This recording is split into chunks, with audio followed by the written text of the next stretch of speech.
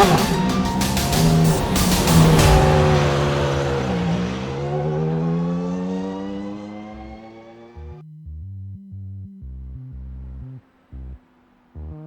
fight for second in the championship is still up for grabs between Driscoll and Warling. With 2 wins apiece, they are the only other drivers in the Americas region to have claimed more than one victory.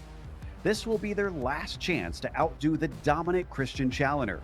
We'll see if they can as we get ready to watch the California 500, and you'll see it all live here on the Global Sim Racing channel and the iRacing Esports Network. Hi, I'm Joe Peak, and with me in the booth tonight is Adam Lindgren and DJ Clark. Behind the scenes is our director, Sean Crackers Ambrose, and he's using cameras provided by Dougie Beard.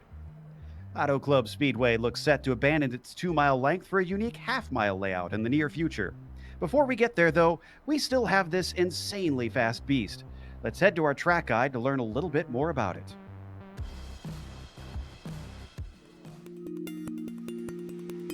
Located in sunny California, a little bit to the east of Los Angeles, lies the Auto Club Speedway. This 2-mile D-shaped oval constructed on the site of a former steel mill in 1995 by Roger Penske and opened to the racing world in 1996.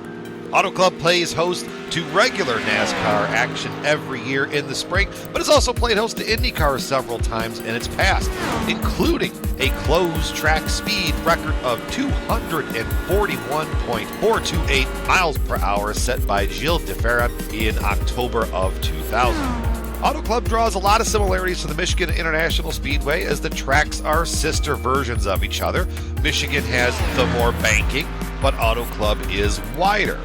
Speaking of wide open is the name of the game for Auto Club, as the track's 14 degrees of banking that awaits the drivers in the corner really lends for some great racing. It is not surprising to see them 3, maybe even 4 wide in the corners here. Auto Club is notorious for chewing up tires. So as the driver, you have to make sure that your car goes fast, but then you also have to make sure that you can keep the tires on it. Auto Club also has not been repaved since the track opened, leaving the track surface to become very bumpy, especially on the back stretch and down the front stretch. All in all, Auto Club is a staple of every series that comes there. Drivers love the place, fans love to watch races at this place. Put it all together, and you have a recipe for surefire success. This has been our guide to the Auto Club Speedway. Enjoy the show.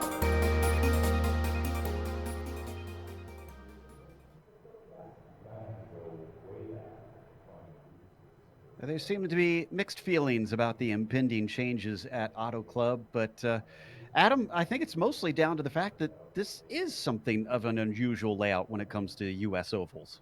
Absolutely, Joe. Soon to be lost to history, this D-shaped 2-miler hosted IndyCars as recently as 2015, with Graham Rahal taking the old triple-wing DW12 to victory lane. The IR-18 has never seen the banks of California Speedway in a race, but this track has been on the iRacing IndyCar calendar for quite a few times since the new Dallara chassis introduction in 2018. With this being such a big circuit, you'd think the downforce of the IR-18 and the addition of undertray downforce would make driving and following here a breeze, but you couldn't be more wrong. While the leader will see a 10 to 15 mile per hour disadvantage going into the corners due to the draft, the following car will have to lift significantly to stay in line with the car ahead. The best way to set up a pass tonight will be to run the high line through the corner and hope you could draft the car ahead and swap over to the inside for the next corner, getting clean air and carrying your extra speed in. But with your competition aware of that strategy and a whole host of cars trying to do the same behind you, that's easier said than done, Joe.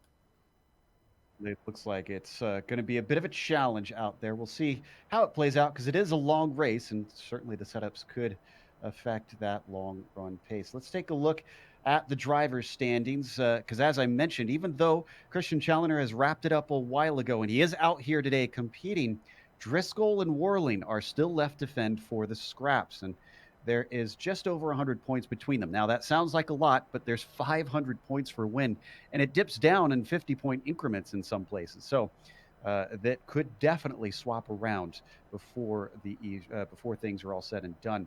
Liam Quinn, a little bit too far back to really get involved in things, which is sad because today he could be a threat. He's known for being an IndyCar master here in the majors, and Wade Hayes rounds out your top 5. What about the teams championship, Adam? The team's championship, all the places are secured in the top 5, with Kinetic Americas taking the win last week. Unorthodox Motorsports coming home in second. Kinetic, the first team to win the team's championship since, I believe, we had a reigning team championship winner over the last couple of seasons, Joe, if you remember what the name of them were. That was Alliance that has Yes, dominated Alliance. every single year. Yeah. Absolutely. So the first year that Alliance has not come back, Kinetic Americas takes that win over Unorthodox. It was pretty tight during the most of the season, but Kinetic coming up on top with Dogbear Red and White taking third and fourth, Sector 5 coming home in fifth. And then we also have the Legends Championship, which I hear is pretty close for second, DJ. It most certainly is. You can see there Bryan Barns securing first place on the year, but behind him, it is an absolute dogfight with Wayne Hutchinson's Kevin Hill and Brian Bennett all within striking distance of that second place. There are 3 drivers to watch here tonight. Brian McGreevy back in 5th. He's about 50 points back. He'll have to really do some work, but with those 500 points out there available, he definitely has a shot to make it up there all the way to second. And how are they going to compete for those second place championships? Well, here's the race details. This is the finale for tonight. And as we mentioned, they're running the Dallara IR18, the current Indy car that they run on the ovals. 250 laps to make up a 500-mile race, just like they did in real life here for the finale many times. It is an open setup in this series, and the teams, especially on the oval side, will share a lot of information among the teammates to try and get these things up to speed. Those are very closely held to their chests as well. They have an incident cap at 33. You will be disqualified. These Indy cars are not made to take any sort of contact, so not expecting drivers to be disqualified due to that incident limit here today. Hopefully we won't see anybody, because that will be incredible. They do have a spare car, however, in case they do get damage, which you will want to hold on to until later on in the evening for sure. This is going to be a fascinating one, Adam, as we have had oval races. We've had the IndyCar on the oval side, but that was at Indianapolis, which has some similarities to here, but I have to imagine this is going to be a completely different beast. Well, the turns at Indianapolis are significantly shorter, so it's just about flinging it in and getting the right line in and out. Around here, it's learning how to follow in the dirty air of the cars ahead of you and how to manage the scrub off you're going to get on the corner exits. You can also have a tendency to go a little bit tight to snap loose on the exits if you're not very careful. So it's extremely scary for these drivers following in and behind the other drivers up ahead of them. And so you're going to see a decent amount of trains happening later on in the race, and also drivers doing exactly what we're seeing on screen now, trying to get those runs on the high side to make passes. As always, we've got a charity for today's race, and that is the Susan G. Komen Breast Cancer Foundation. Their mission is to save lives by meeting the most critical needs in our communities and investing in breakthrough research to prevent and cure breast cancer. Find out more at komen.org. Now, we have our sportsman champion, it looks like, ready to talk to us. This is Mark Stevenson, who we don't always get to see here on the channel. As we've got the sportsman standings here on your screen, you can see that Stevenson has locked it in. Mark, welcome to the Pro Split broadcast. This has got to be feel pretty good being up at the end of the season. Yeah, it does. Hopefully this race will end a little bit better than the last one, but I like ovals, so I'm going to give the pro guys a run for their money. What has this been like for you this season, trying to claim that sportsman championship? Because we haven't, like I said, we haven't really gotten to talk to you a whole lot. So what have you been going through? Well, honestly, we put together a team this year at the beginning of the year. None of the people on the Forge team, except for a couple of guys like the Hollick brothers, for obvious reasons, knew each other at the beginning of the year. So being able to jump into it and really gel with this group that has just found their stride and been able to put up win after win in sportsman has just been incredible. It's I won't say it's been easy. It's been a lot of work, but it's been a lot of prep too. And I think we are just maybe we're the best preppers of sportsmen. Hey, Mark, this is Adam up in the booth. You've been doing an excellent job down there in that Sportsman Series. Who do you think's been your biggest competition on track? We know what the point standings look like, but is that reflective of what challenges you've been having on track this season as well? Yeah, I think so. I think the standings are really reflective of the talent pool in sportsmen. You've got Daniel B. Johnson that has just been there in basically in second place every race, and he probably deserves more wins than he got this year. But then we've got like the other Forge guys who have been able to kind of keep Dan honest, but Dan has just been so bloody consistent. And then you have David Gargaro Jr., who's been really, really quick, but he hasn't made all the races. So he's down the standings a bit. But I think if he made all the races this year, he'd be right up there too. And congratulations, Mark, for such an awesome season for you. Before we let you go, real quick, one, who would you like to thank, and quick prediction on what you expect to, where you expect to finish today. Oh man. Well, I'd like to thank the whole team, obviously, and my family who watches the streams. Rob and Chris and Brian have been just invaluable at providing setup feedback and paints. I've got Zach there keeping me honest at the front, and then you've got Dan and Greg and Dominic and Ron, and we've got a few new guys too that'll be joining us for next year, and they've been joining us for the last couple of races. And as far as predictions, I just want to be in the top 10. If I'm in the top 10, I'll be happy. If I'm in the top 5, I'll be ecstatic. And if I go home with a win, well, I don't know. I don't know if that'll make the pro guys feel all that great. Hey, I mean, it'll be a testament to your skill if you do. And it is Auto Club. It's one of the more crapshoot sort of races, so you never know.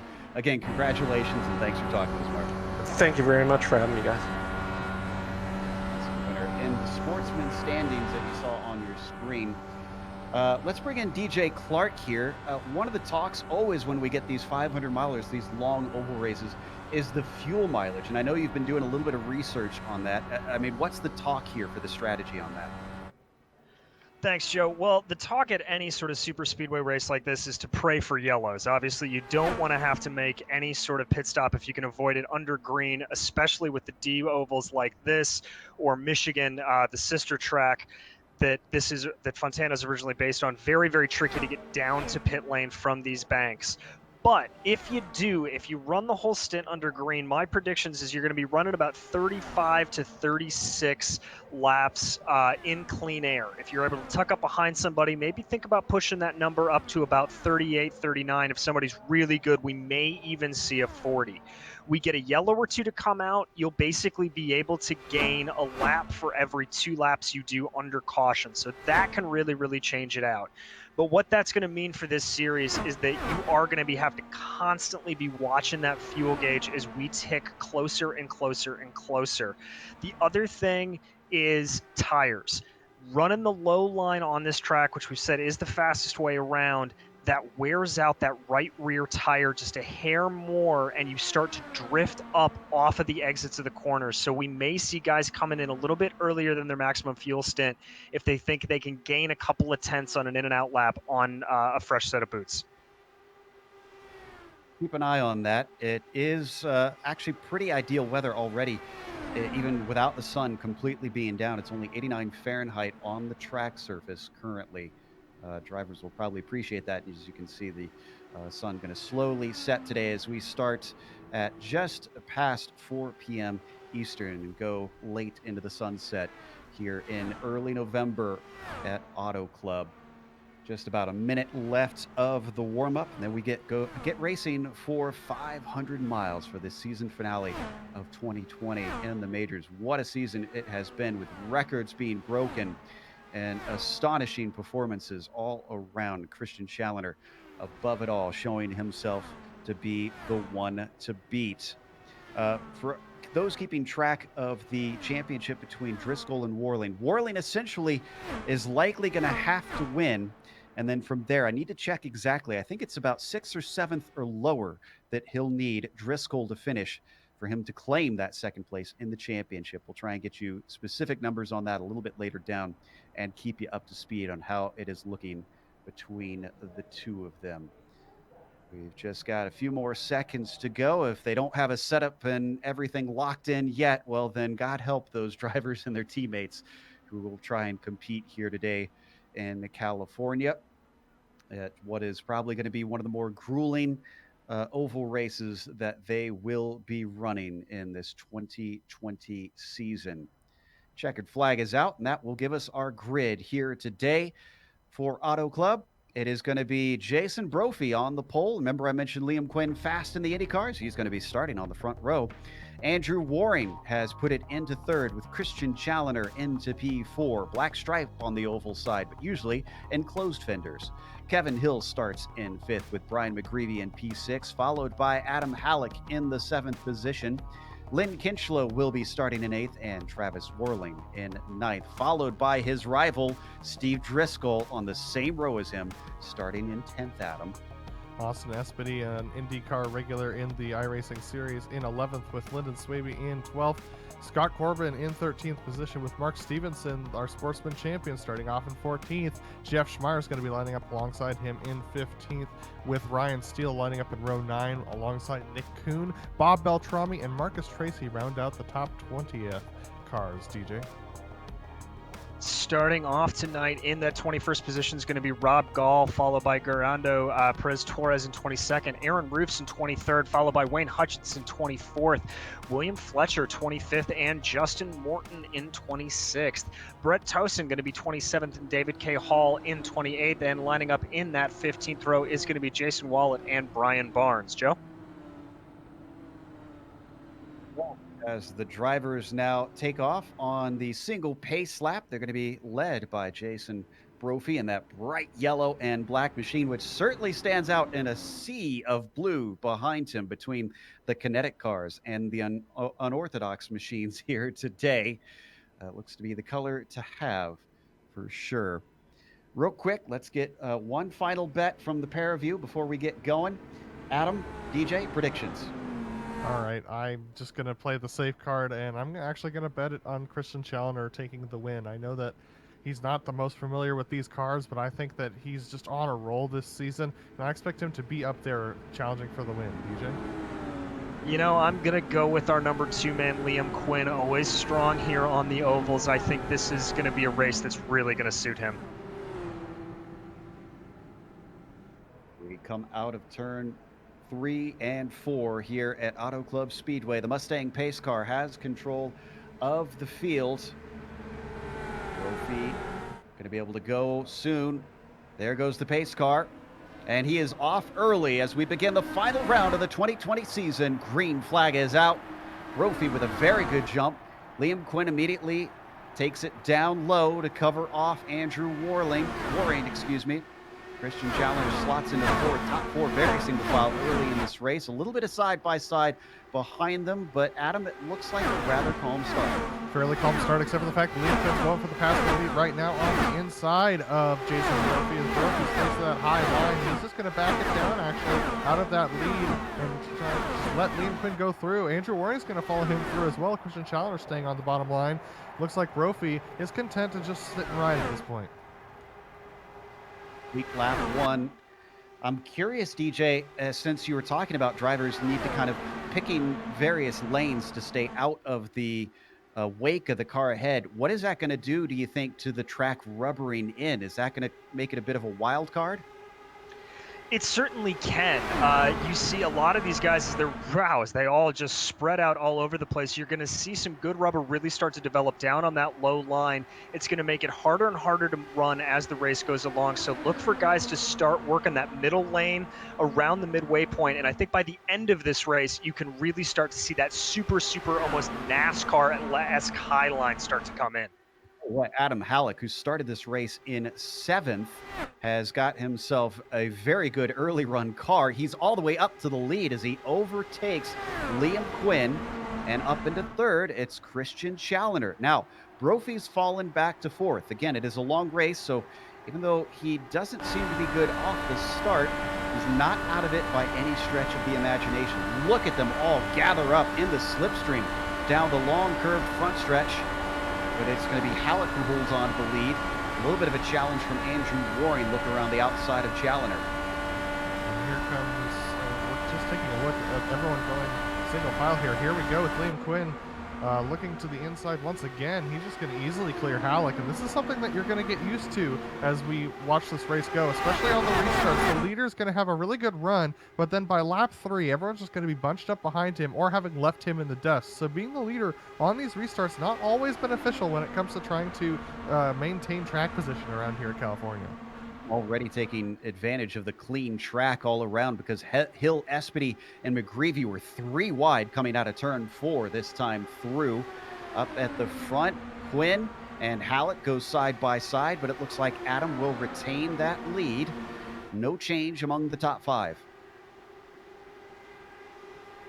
Very tight stuff from all these top 5 drivers. Look at this, Liam Quinn looking at the bottom of Halleck again. They're just doing the swap over on the straights, trying to maintain as much speed as possible. One thing to keep in mind for these drivers, though, is how long of a race this is. This is lap 6 of 250, so saving a little bit of fuel might be a good idea. As you see, the yellow and black machine of Jason Brophy has been sitting there in the 5th position ever since lap 3.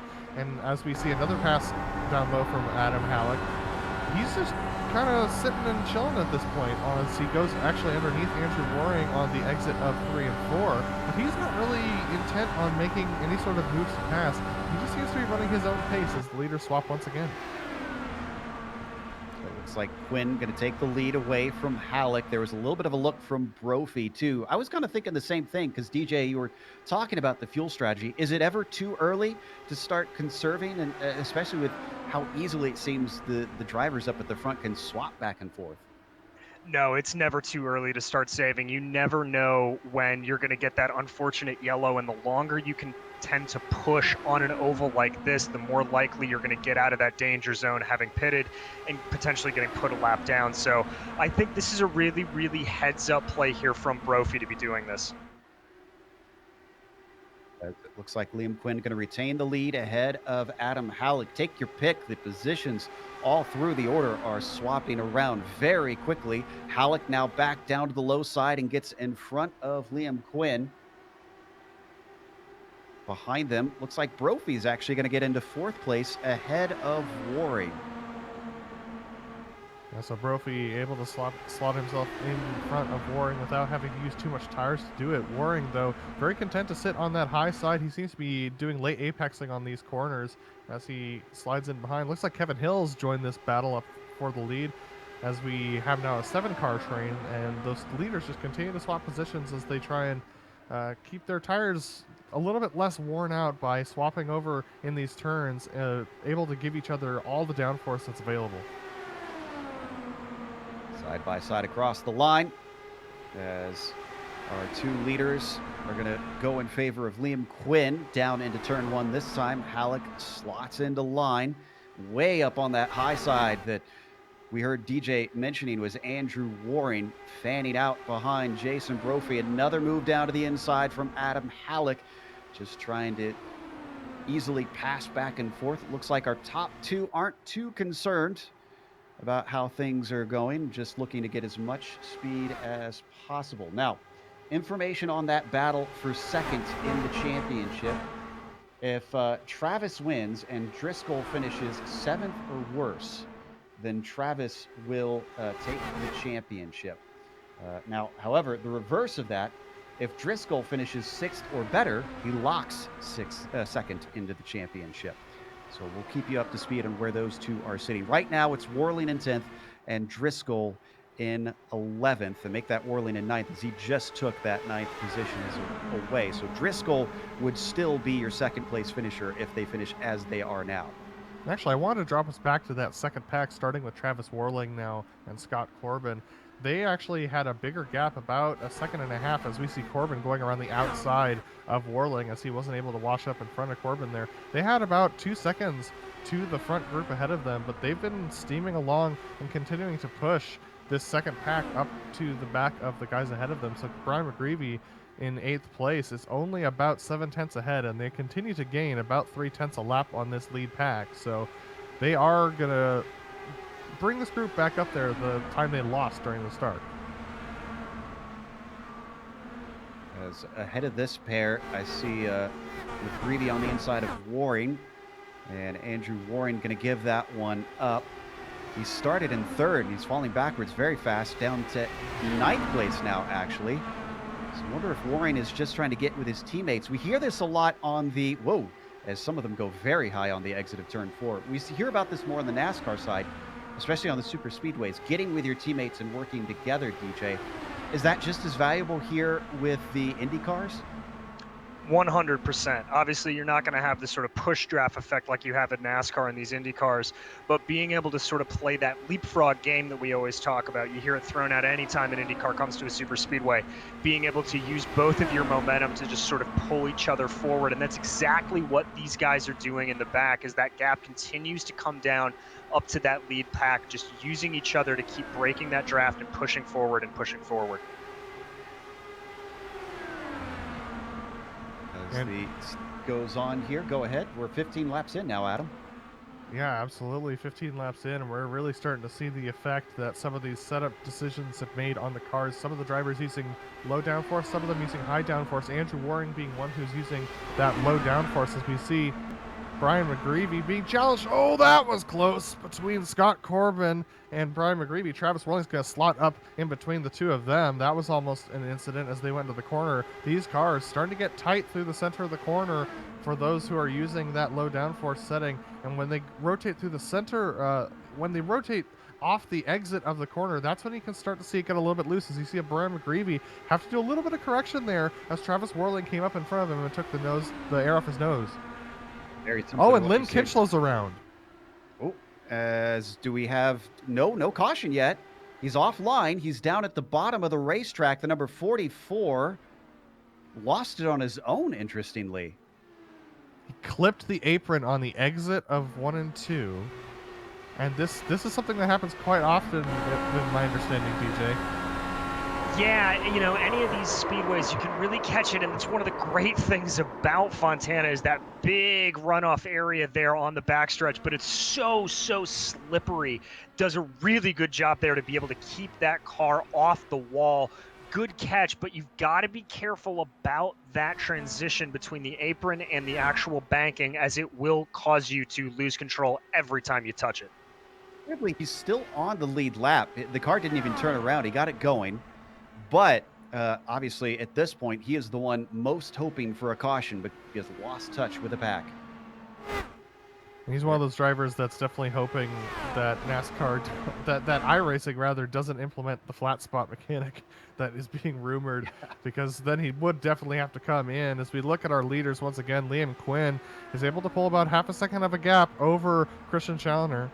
We're going to drop down to P5 because Austin Espen is really struggling with the front end of that machine. It's not turning the way he wants it to. He might need to get a couple turns in that front lane on his next pit stop. He just took 5th place, and he's climbed up a fair bit. He started at 11th, up 6 spots now. He just overtook Worling and Hill as they get single file behind. We're watching from the gearbox. We've also got Brian McGreevy back there too, just holding on, drifting up a little bit off the corner. Everybody looking a little bit more steady than what we had before.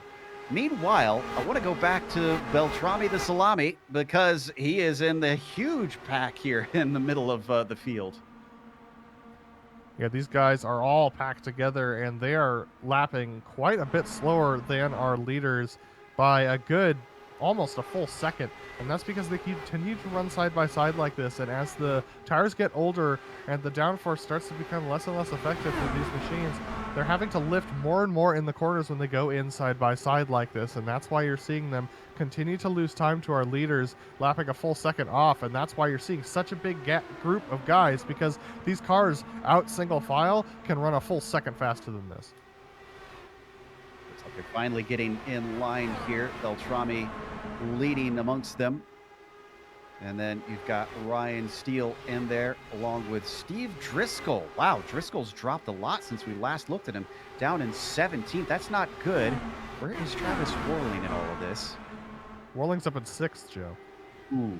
Ooh, this is a very bad sign for him. We also talked about Andrew Waring. Now, Andrew Waring is dropping very, very quickly.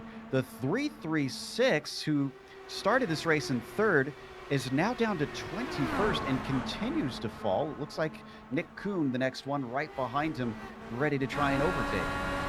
Now, DJ, when they're running on these super speedways and these ovals in general, for those drivers that aren't used to adjusting the weight jacker, is that something they're going to be playing with tonight? Oh, very much so. And you may even see them adjusting it corner by corner as they come through here.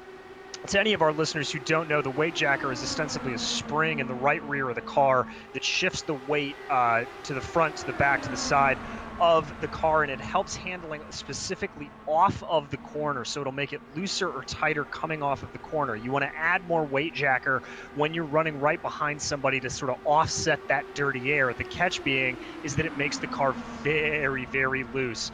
But with these D-ovals and the way that these run, when you come off of turn 2 onto a straight, an actual straightaway, that will be a different angle you've got to take than coming off onto the D. So they very well may be changing corner by corner and just trying to figure out what's going to work best as these times and temperatures continue to change. And have we already had a DNF? I noticed that Fletcher's got, I think you saw something with that. Adam, what happened? Yeah, absolutely. Fletcher got tight on the exit of 4, ended up hitting the outside wall, then slid to the inside wall. He's currently out of the session. I hope he remembers that he does have a spare car that he can use, because he can get back out there on track. He will be a couple laps down, but it's always worth it to try and finish these races in the major series, even the last one of the season. Meanwhile, up at the front, I've noticed that third place has been swapping back and forth, similar to what we saw with Liam Quinn and Adam Halleck a little bit earlier, except in this case, it's Espedy and Brophy who are trading that third place back and forth. In front of them, it's Challoner in second and Liam Quinn in the lead, but they've been holding station, unlike what Quinn and Halleck were doing in the first 10 laps. I'm going to be very, very interested to see how Espedy and Brophy end up handling this situation. Jason Brophy is officially on Team Talent outside of the major series because it's so late in the season he can't join that team. So he's working with Christian Challoner, Liam, and Austin. So they're all trying to be that 4-car pack up in the front, just trying to lead as a team up front here in this California 500. And it's going quite well for them, to be honest, leaving Travis Worling still about half a second behind. Worling still holding on to P5. Kind of on his lonesome back there. He's towing along Adam Halleck, who's about half a second back. He should be feeling a few of the effects, but he doesn't seem to be trying to challenge as they swing around one another once again and onto the front stretch. DJ, we've had a few scares with potential cautions, but this is looking like we might actually get a green flag set of stops here if they keep going like they are. Well, knock on wood, Joe. And as I said, as these guys come down off of that banking, if we do stay under green here, I would imagine we'd have stops probably within the next 10 laps or so, although we did get a report that somebody was able to run upwards of 40 laps on a tank doing some heavy fuel conserving from the downbeat. So we'll have to wait and see. But if we do get green stops, it's going to be tricky. You know, these cars are going 220, 230 miles an hour around Fontana. You do not realize how fast that is until you have to come down to this 55-mile-an-hour speed limit. Back in 11th place, Wade Hayes, or excuse me, no, Aaron Roofs now in front of Wade Hayes. Just overtook that spot. That is Hayes in the darker colored car, and Roofs in the yellow machine just in front of him. Swinging it down into turn 3 one more time as we get ready to start lap 29. Yeah, but it looks like Brophy's swapping over with Espedy one more time. It's like you said, Joe, it's been a very clean race so far. Everyone being very careful. That being said, there are definitely some drivers that are realizing the challenges of this race early on here, with quite a few drivers having some scary moments on the exits of the corners, just getting a little bit wide, not realizing that they don't have the turnoff that they became accustomed to before. One of the other things I've been noticing is that some of the cars towards the back of the field, about 14th on back, are running in 6th gear all the way around the track. Now, that either might be due to fuel saving, and that's my expectation, is that they're trying to save some fuel running in 6th the whole way around the track, but they are losing out on that top-end torque that the IR-18 is known for. The sun is going down now, so we should see the lights on pretty soon. It is just past 4:30 in the afternoon, virtual standard time here in California. Some interesting stats for you, by the way, as far as the varying experience levels go for some of these drivers. We only have 4 that are registered as B-class license oval drivers. You have 1 rookie driver as far as license goes. I won't out that person. And then we have a single World Championship level black stripe, and that, of course, is Christian Challenger, who's currently 2nd in the race. Yeah, Challenger just sitting there 3/10 behind Liam Quinn, just very comfortable. We're going to go on board with Christian, and we're seeing him sit in 6th gear on these straights. Let's see whether he shifts down to 5th. Yes, he does, going into the turns. So while he may be doing some fuel saving, he's not doing that much. Wow, getting a little bit pushing wide there on the exit of the corner, but very calmly handles it. Yeah, Christian just in his happy place right now, to be honest, right, riding behind Liam Quinn. We're on board the helmet cam. Am I seeing, is that Christian's face he's put on his mirror? I would not be surprised. It's just caught me off guard. I'm not sure why he needs to look at himself for all 500 miles, but I guess everybody needs a little bit of vanity. He's currently looking at the gearbox of Quinn and hasn't seemed all that interested in trying to overtake him. We'll have to keep our eyes on who that actually is. We'll obviously defer to chat for that, probably. Yeah, someone in the in his Twitch chat, who's also watching, see if they can ask him, see if he could tell us what is going on with that interesting paint scheme choice. Things are really settling in at this point. DJ, how much do you think this is due to the tires, and how much is this just strategic? The drivers maybe want to try and get into the rhythm for the race. I think there's a little bit of both, but the main impetus is really going to be on tires, Joe. You saw these guys really just going at it tooth and nail in those early stages. And of course, I'm being proven wrong as you see a pass here on track. But for the most part, these front runners are really trying to just conserve as much as possible. Not only the fuel at this point, but the tires to just hold on as much as they can. You know, those tenths of a second on your final laps of a fuel cycle can really cost you everything if you're forced to dive in and get caught out by a yellow incorrectly. Nick Kuhn and Wayne Hutchison that we're watching on screen, similarly to many others, have been swapping back and forth. They are being run down by Rob Gall and David Hall actually behind them. So they're trading back and forth does not seem to be saving them from an attack from behind potentially. The number 31 continually closing in and is actually within 0.2 of a second at this point between the pair. And Joe, I want to give us an update on Andrew Waring, the man who started 3rd in this race. He is now running 2nd to last car on the lead lap right now. We got a taker in pit lane too. Sorry, Brett Trocine is in incredibly early. Now that's a surprise considering he was running slower than the rest of the field. So unless he has damage, I would not expect him to have to make this pit stop for fuel. Has he stepped out of the car?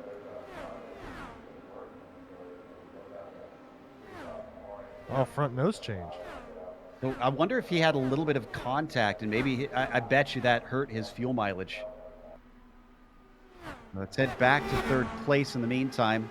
Brophy's started to gap Espedy, and in fact, actually, it looks like Travis Warling, one of our contenders in the battle for P2 in the championship, is now right on the back of Espedy. Oh, and Liam Quinn's coming into the pits. And remember, Quinn was up front for much of this stint. He's following in a lapped car. That's Lynn Kinchlow. Trocine.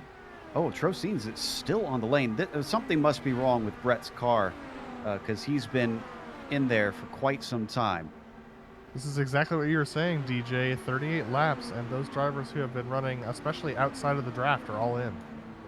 They are, and now all eyes are going to really turn to Christian Challenger, Jason Brophy, and Austin Espedy, just see how long they've been able to save. And if I'm those 3 drivers, I am praying for a yellow flag to come out with these worn down tires, but we'll have to wait and see. Still out there. He goes out for yet another lap. Can he reach the fabled 43? We've been teased that is possible. He's got a couple laps to go to try and do that. Brophy gets promoted to second because of the pit stops. Quinn is back out and running. Wade Hayes is just returning to the track. He's another one who's pit from towards the middle of the pack. Andrew Waring is in as well. We'll see if this helps his pace. Maybe he also experienced some damage. Espedy comes into the lane from third, Austin Espedy, and one of the things we can't take for granted here, Joe, is the entry and exit of pit lane. I know, DJ, you mentioned this at the beginning of the race, but those are places where it's really easy to catch yourself out to either be on the brakes too hard or to be on the gas too hard on exit and end up spinning and causing a caution, which can end up hurting yourself or your team. As we see Austin hit his marks there. Here comes Christian down pit lane. Like that whole team is coming in because Brophy signaled he is pitting. And oh no! He loses it under braking. This is incredibly costly. He barely ekes out from hitting the wall. He's going to get overtaken by Travis Worling. Nearly lost it to Adam Halleck as well. Many seconds under green. Lost to the number 372. That right there, Joe, is just what happens. Like I was saying, you're going 220 miles an hour, and 55 miles an hour may seem like a lot in your street car, but it is an absolute crawl.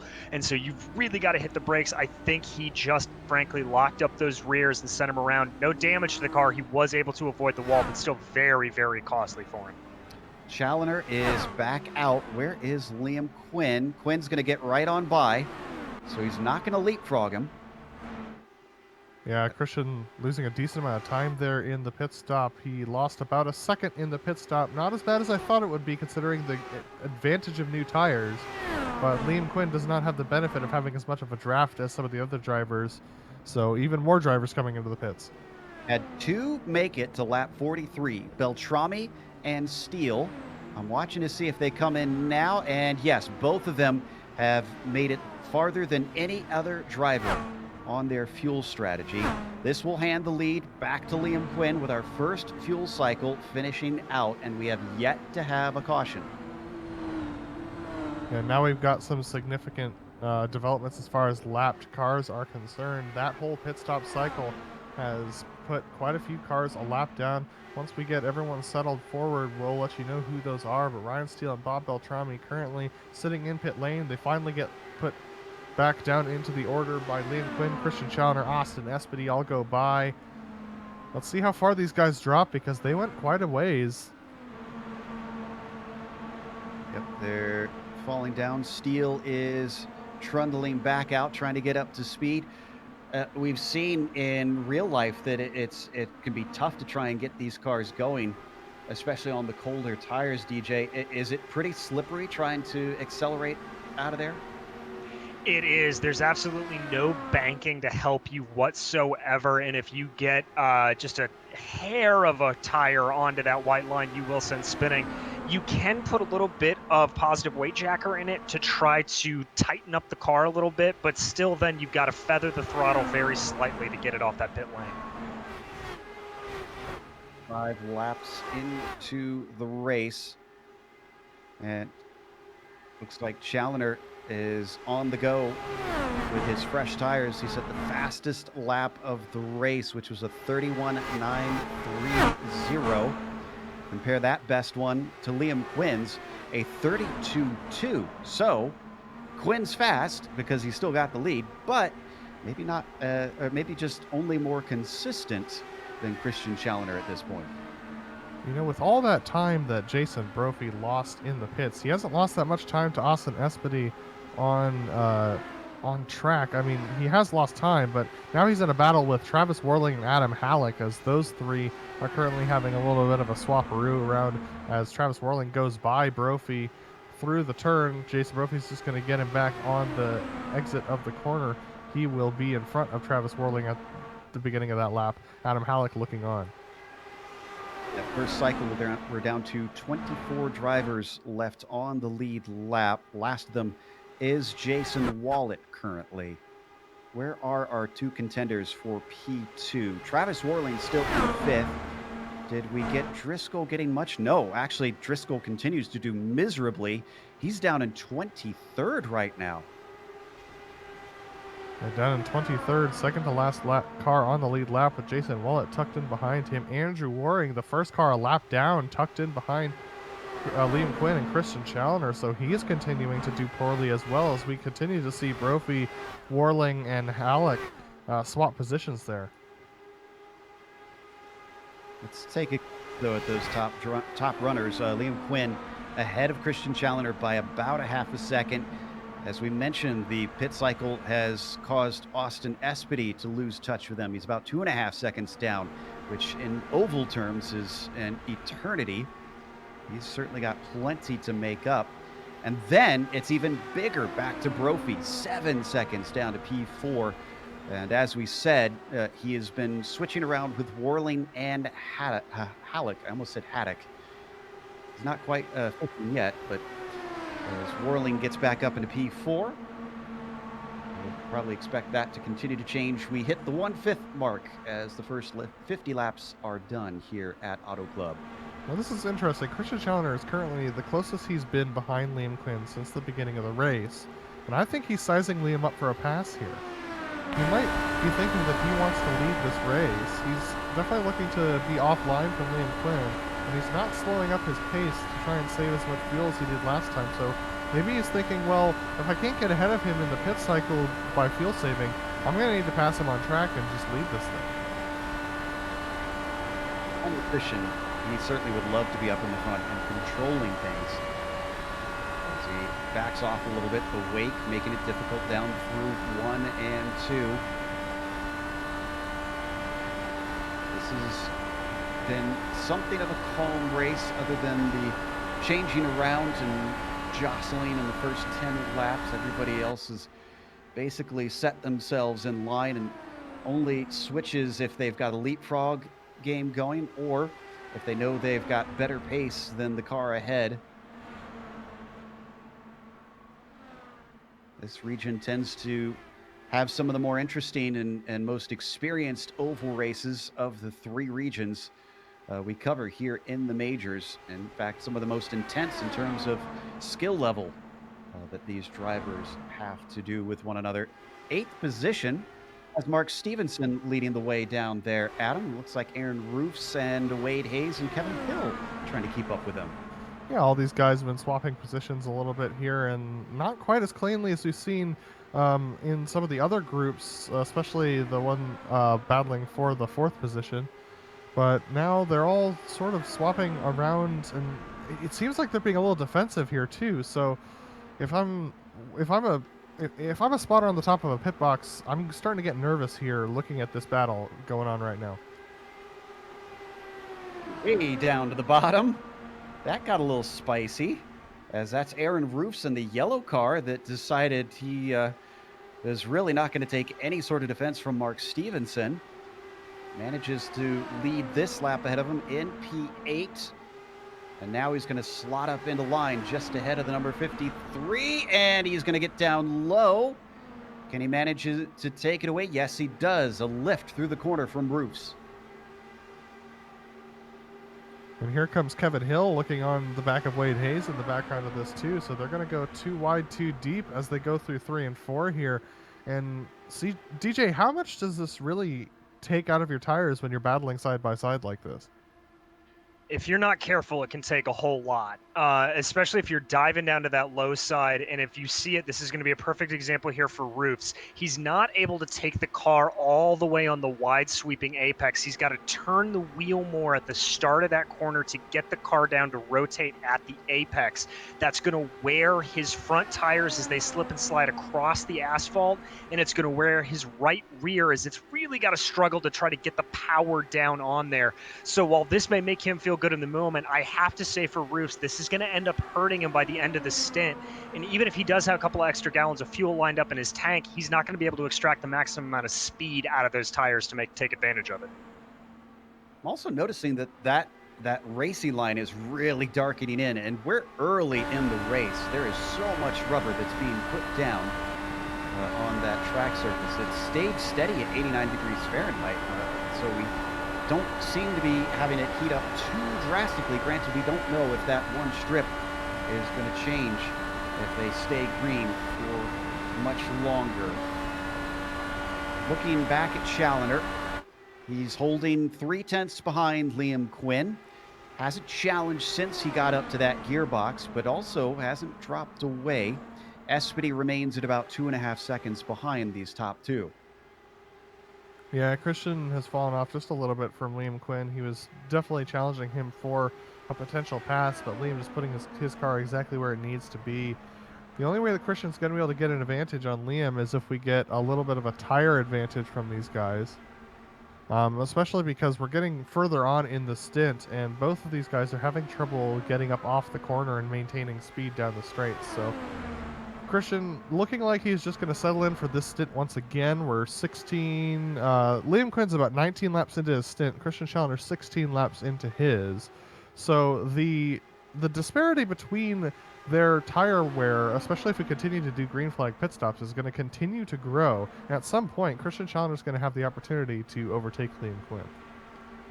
I think it gets spicy if it comes down to these two in the final laps for the win, because as we know, Christian Challenger already has the championship. He has nothing to lose.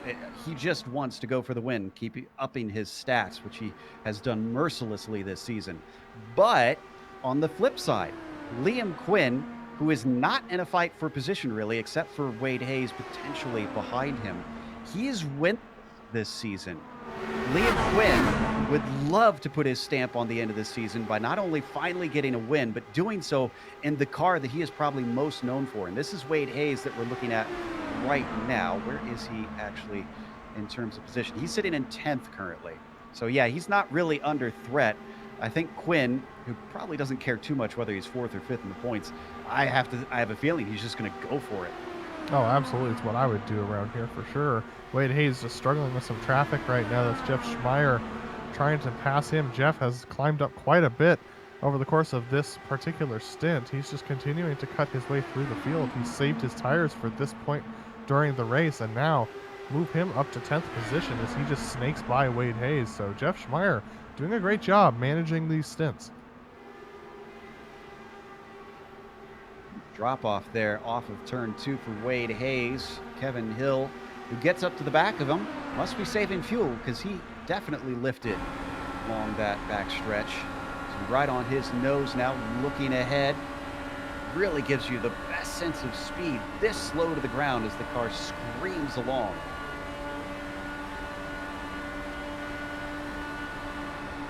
DJ, how terrifying is it when you go into one of these corners, you start to come out the other side, you realize that you're going to be going a little bit wide? What do you do in that situation? Because instinct would tell you to turn the wheel more, but that doesn't always help. No, it is the most counterintuitive thing in the world you have to do, but you actually want to turn the wheel to the right. When you slide up in the corner like that, the car is understeering and there's a lack of grip on those front tires, and so what you want to do is unload those front tires, get the contact patch pointing in the direction that you are going, and then that will allow you to keep turning it back left once you've done that. It's really, really terrifying to do. You think it's going to send you right into the wall, but it will save you every time. Finally getting some information from the peanut gallery. The photo apparently on Christian's car is someone named Tanner Watkins. We're all kind of scratching our heads because we don't know who that is in the booth. Maybe we can be filled in if that's a friend or any sort of notable figure. So we continue to watch our drivers fight on the way down through 1 and 2. Schmeier on the high side. As ignore that smoke. I think that was just a little bit of connection issues for Jeff. Yeah, quite a few of these mid-pack runners are starting to get into these little battles side by side right now. We're looking at Schmeier and Stevenson. Oh my goodness! That was Stevenson almost getting into Schmeier on the exit there. That was sketchy. Here comes Kevin Hill and Wade Hayes. They're looking to capitalize on this. It's going to be almost 3 wide when they go into 1. Kevin's going to be able to clear Wade, but now he can't carry the speed through the corner. Scary, scary moments there for our amateur or sportsman championship winner. who was looking for hopefully a top 10, maybe even a top 5 today. He was in the top 10, but with that overtake, that slots him down to 11th. Wade Hayes might even put him in 12th. They're looking at 3 wide. That's a lapped car, Brett Trocine down low, who's just trying to rifle off the laps. 3Y is pretty easy around here, but that being said, Stevenson's car looks very unstable. He almost makes contact with the back of Wade Hayes going into turns 1 and 2. If you punch that gearbox going into the corner, that would send Wade straight up into the wall and almost assure him having to get that spare car out. I mean, DJ, there's no such thing as a small accident at a track as fast as this. No, and I can tell you as somebody who was at this track at the last time IndyCars did run here and had a front row seat to the very terrifying accident of Ryan Hunter-Reay and Ryan Briscoe pinwheeling through the infield. If you are going at these speeds, if you touch anything at all, it is going to be big. Yes, this series has a 33 incident limit. We got a caution. But we have a caution. Here we go. I'm trying to figure out who it is. David Hall, maybe? Trying to figure it out. No, it wasn't David Hall. Interesting. So I'm looking through just to see if I can spot anybody in the field who is maybe offline or spun around. I'm not seeing anybody. This is interesting. Yeah, it's hard to spot. There's not any specific incident necessarily. Might have been Wayne Hudson. We're checking here on the replay. In the meantime, I am I've found where the lights come on the pace car, so I'm actually going through to see if I can figure out who caused it. Oh, it is Brett Trocine. It is Brett Trocine and the 944 that has caused the incident. It happened in turn 2. He touches the apron. Just gets a little bit too low. Here it is right here. He actually catches it, which is a miraculous save, but unfortunately he was sideways enough that triggered the automatic caution from the iRacing stewards. Now we have, for the first time, yellow flag pit stops as everybody is in.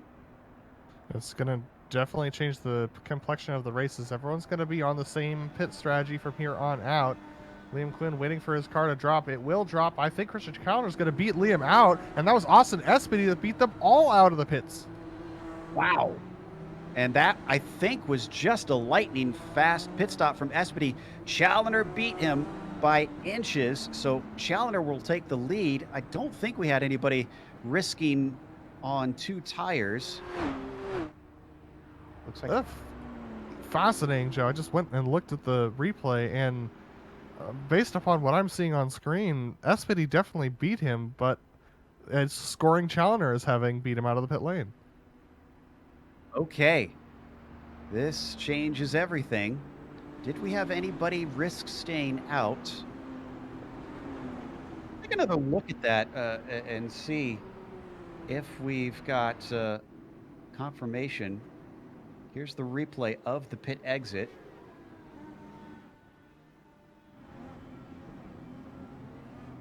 Trying to get an angle on it. We might try one more time here.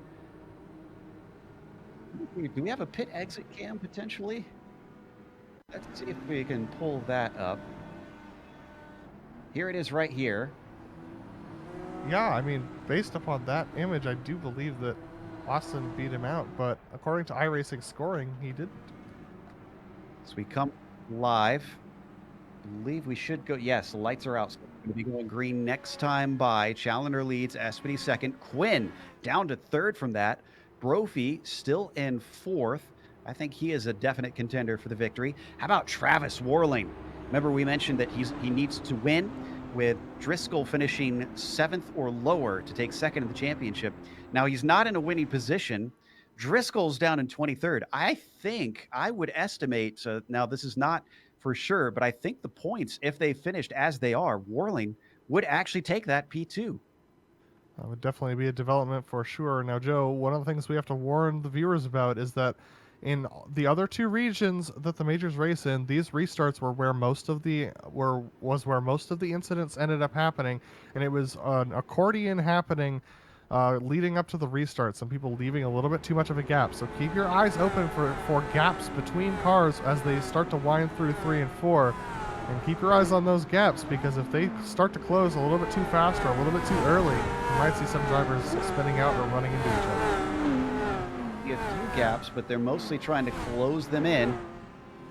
As we wait for the pace car to peel in, Christian Challenger going to have control of the field after starting this race in 4th. Pace car's in. He's holding them a long time. Now he accelerates, and the green flag is out. Christian Challenger leads on lap 71 here at Auto Club Speedway. And there was a giant checkup in the back of the field. I believe that was with Brian McGreevy, who's now falling back through the field. But everyone's in front is starting to get going once again and getting going pretty cleanly. So it looks like we're going to remain green here. Christian Challenger trying to hold off Austin Espedy, who has plenty of experience in this IR18, trying to make his progress for sure. Look at this, Espedy to the bottom. Into the lead, easily past Christian Challenger. Wonder if that's why Christian maybe was waiting so long, so that he couldn't get as much of a slingshot, but it didn't work. Christian going to come back at him down the front stretch. Looks like Espedy will lead that lap into the first corner. Christian to the high side. Does he have the pace? Does he have the momentum? It doesn't look like it as the car starts to fall back, and he will indeed have to settle for second. Liam Quinn, oh my goodness, a monster run, but he lifts. So does Brophy, and so does Worley. Cooler heads prevailing here as we're on this restart once again. DJ, it's changes so much when you get these new tires and you get into these packs, as we see Christian Challenger go to the lead. How much of a difference does it make when you get packed up like this? It's night and day, Adam. It's the difference between driving a Formula One car and a NASCAR. The level of grip you have coming through these corners. You feel like you can put the car absolutely anywhere. You can do crossovers, anything like that. And that's why you're seeing these guys darting down to the inside of the track here as Challenger working his way, trying to do an outside line. Underneath him once again, Austin Espedy back to the front. They're still being trailed by 4 cars. Worling back in 5th, and you finally get a gap behind them to the next pack, being led by Schmeier. Here comes Worling to join the battle up in front with these guys. The top 5 now tucked in underneath 0.2 of a second as they go around here. Top speeds in excess of 230 miles per hour as they go into turns 3 and 4. Coming around, and it looks like Christian's going to lead that one. Speaking of how the drivers are scored, which could actually be under threat there, that time across the line, Espedy by 1/1000th of a second. Apparently, we're getting information that the transponder is at the rear of the car and not on the nose, and maybe that is why Christian Challenger claimed the top spot. So more side-by-side battling for that lead. Christian Challenger down on the low side. Austin Espedy on the high side. Christian's going to get the job done through the corner, but Austin's going to have a better run out of the corner. We had an accident in the back. Aaron Roofs has sent around Adam Halleck in the front stretch. So caution flag is out. Halleck comes to a halt in the grass. This was coming off the corner. It looks like the slightest of touches. Roofs continues on, no contact with anything else from either car. So everybody's going to be able to restart here, but hugely scary moments for both drivers. That's exactly what you were talking about, DJ. Just any sort of touch at all ends up setting these cars around. Yeah, and it just looks like Roof tripped it up just a little bit as he came down on him. So just sort of getting into each other, and just the way these cars work, you touch, you're in the wall. Rubbing is not racing an IndyCar. No, you do not want to be making contact with anybody out there on the track for sure. So we're shortly after our last set of stops. We'll wait and see here if anybody comes in. I don't expect we get anybody, and indeed they are going to go by the pit entry, will all the leaders. So with that, we're going to take, we got a few takers down in the lane. They're mostly mid-packers, as it looks like. Beltrami in among them, along with Torres, Hall, Kuhn. I see Hutchison. Driscoll is in among them. Steele, Morton, Tracy. So basically, it looks like the latter half of the pack are going to come down and take some pit stops. This will certainly shuffle things up drastically. We'll give you an update on how all that ends up when we come back in just a moment. Stick around for more racing here at Auto Club, the finale of the Majors Series Americas region.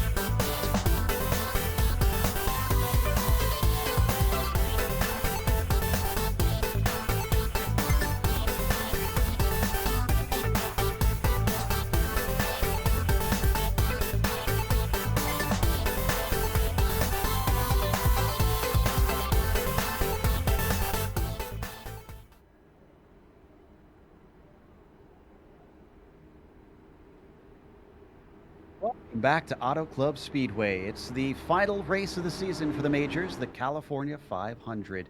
And right now, Christian Challoner is leading after our second caution of the race. We're going to be restarting on lap 79 here today out of 250. Austin Espedy giving chase with Liam Quinn, who has led the most laps of anybody so far in this race, but now down to third since the last pit stops. Brophy behind them, and Jeff Schmeier up to a top 5 from 15th on the grid. Certainly a hard charger here today. Everyone doing a great job right now. Everyone, frankly, being very patient throughout this race. We're still less than halfway by quite a bit here, just over crossing, I believe, close to the 1/4 of the way mark with these guys. So everyone being very gentle here. Let's see how Christian's going to handle this restart, because waiting for a long time didn't really help him out last time. It did not. It was easily an easy overtake for Austin Espedy. There goes the pace car. He's going to wait a little bit. He goes slightly earlier, does Christian Challoner this time. Espedy is going to follow him through. Time wreck in the back. Huge. David Hall's around. See Rob Gall involved in it. Let's see. Wayne Hutchison is involved in this one. This starts, let's see, I think with David Hall and Torres potentially here. Yeah, Torres gets hit by Hall. We're going to see it on the replay. And then some great escapes from the cars behind them. Here we go. Love to see an onboard from Bob Beltrami after we see this angle. Yeah, there's the big problem. It's exactly what we talked about earlier on, just an accordion effect. The number 14 had a front row seat and then lightning reflexes to avoid the incident. Watch this.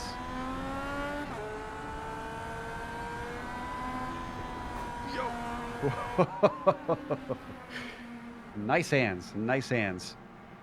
This is exactly what you described, DJ, that the accordion effect for some drivers on the restarts seemed to be a little bit tricky. It is, it's one of those things of if you're second or third place and you lift off the throttle for just a half a beat, what that does to everybody behind, it just exponentially gets worse and worse and worse. Unfortunately, this is what happens on restarts of any nature in these kind of cars. So very tough to see everybody there, but hopefully everybody's going to learn their lesson, be a little bit nicer on the loud pedal on this next restart. on screen. This is the number 53 of Mark Stevenson, who's going to join us for an in-race report here. Mark, welcome back to the booth. You've managed one of your goals here. You've been within the top 10 for much of the race. What's it like from inside the cockpit currently? Things are getting pretty tight. My set is really good in the short run, but not so much in the long run. So I'm just trying to manage tires here a bit. So far, it's been really clean. There's been some close calls, but the guys up front they've got something going on that I don't. So I don't think I'm going to be catching them. But mixing it up here in the top midfield is probably going to be the best thing I can do today. Hey Mark, it's Adam. You had a really scary moment up there with Aaron Roos just a couple of about 20 laps ago when you ended up going just a little bit wide on the bottom of the corner. How much did your blood pressure rise from that one? Yeah, the heartbeat went a little bit. I find when you have a car on your outside, especially when you're coming out of 4, you do get really tight. And there's no clean air here. If there's 2 cars in front of you, you can't really get any downforce, even if you're like a half a second if you're a second and a half back, there's no clean air. So it was close. I was all the way out of the throttle, and thankfully we kept it clean. Thank goodness that we still got you out there in the race. Now, you mentioned that the short run seems to be better for you. We've been getting a spate of those now that we've got a bunch of cautions. Do you feel like that bodes well for maybe the rest of the race for you? Because like you said, the first part did not seem to favor your car.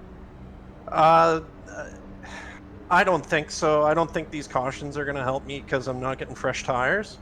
If we were not limited on tires, I'd be ducking in every time and burning some rubber. But with these 10 sets that we have limited to, and with nobody else going in, it just doesn't make sense to go and grab new rubber.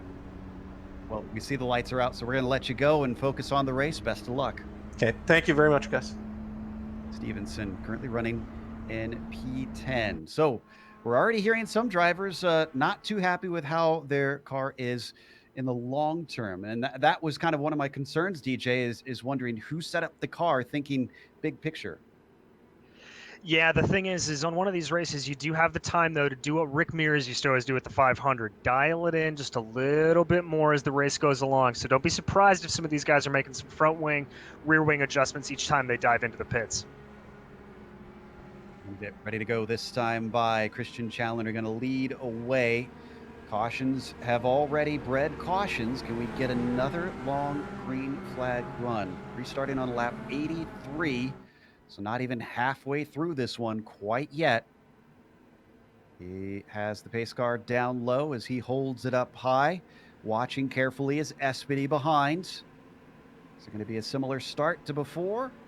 Holds them. Christian holds them. Now he goes. Wow, a very good start from Austin Espedy. He was right on top of it as he stays right underneath the gearbox, already closing in. Look at the teammates of Quinn and Brophy. Fans out down low. He's going to swap with the number 77, who falls back to third. Behind them, Jeff Schmeier seems to be the only one in the top group that did not get the memo. Just a little bit of an accordion effect towards the back of the pack, but everyone was able to get through pretty cleanly as Schmeier continues to have a little bit of connection issues in that 5th position. Travis Worley's going to duck underneath him. Look at this. Liam Quinn, though, currently leading this race. That lead is just not going good for Christian Challenger off the beginning of these restarts. And so Austin Espedy passing him on the bottom as well. Jason Brophy's going to look to the bottom. So Christian Challenger's going to have to try and slot in front of Brophy as Brophy slides up behind him. It's currently 1, 2, 3, 4. Quinn, Espedy, Challenger, and Brophy.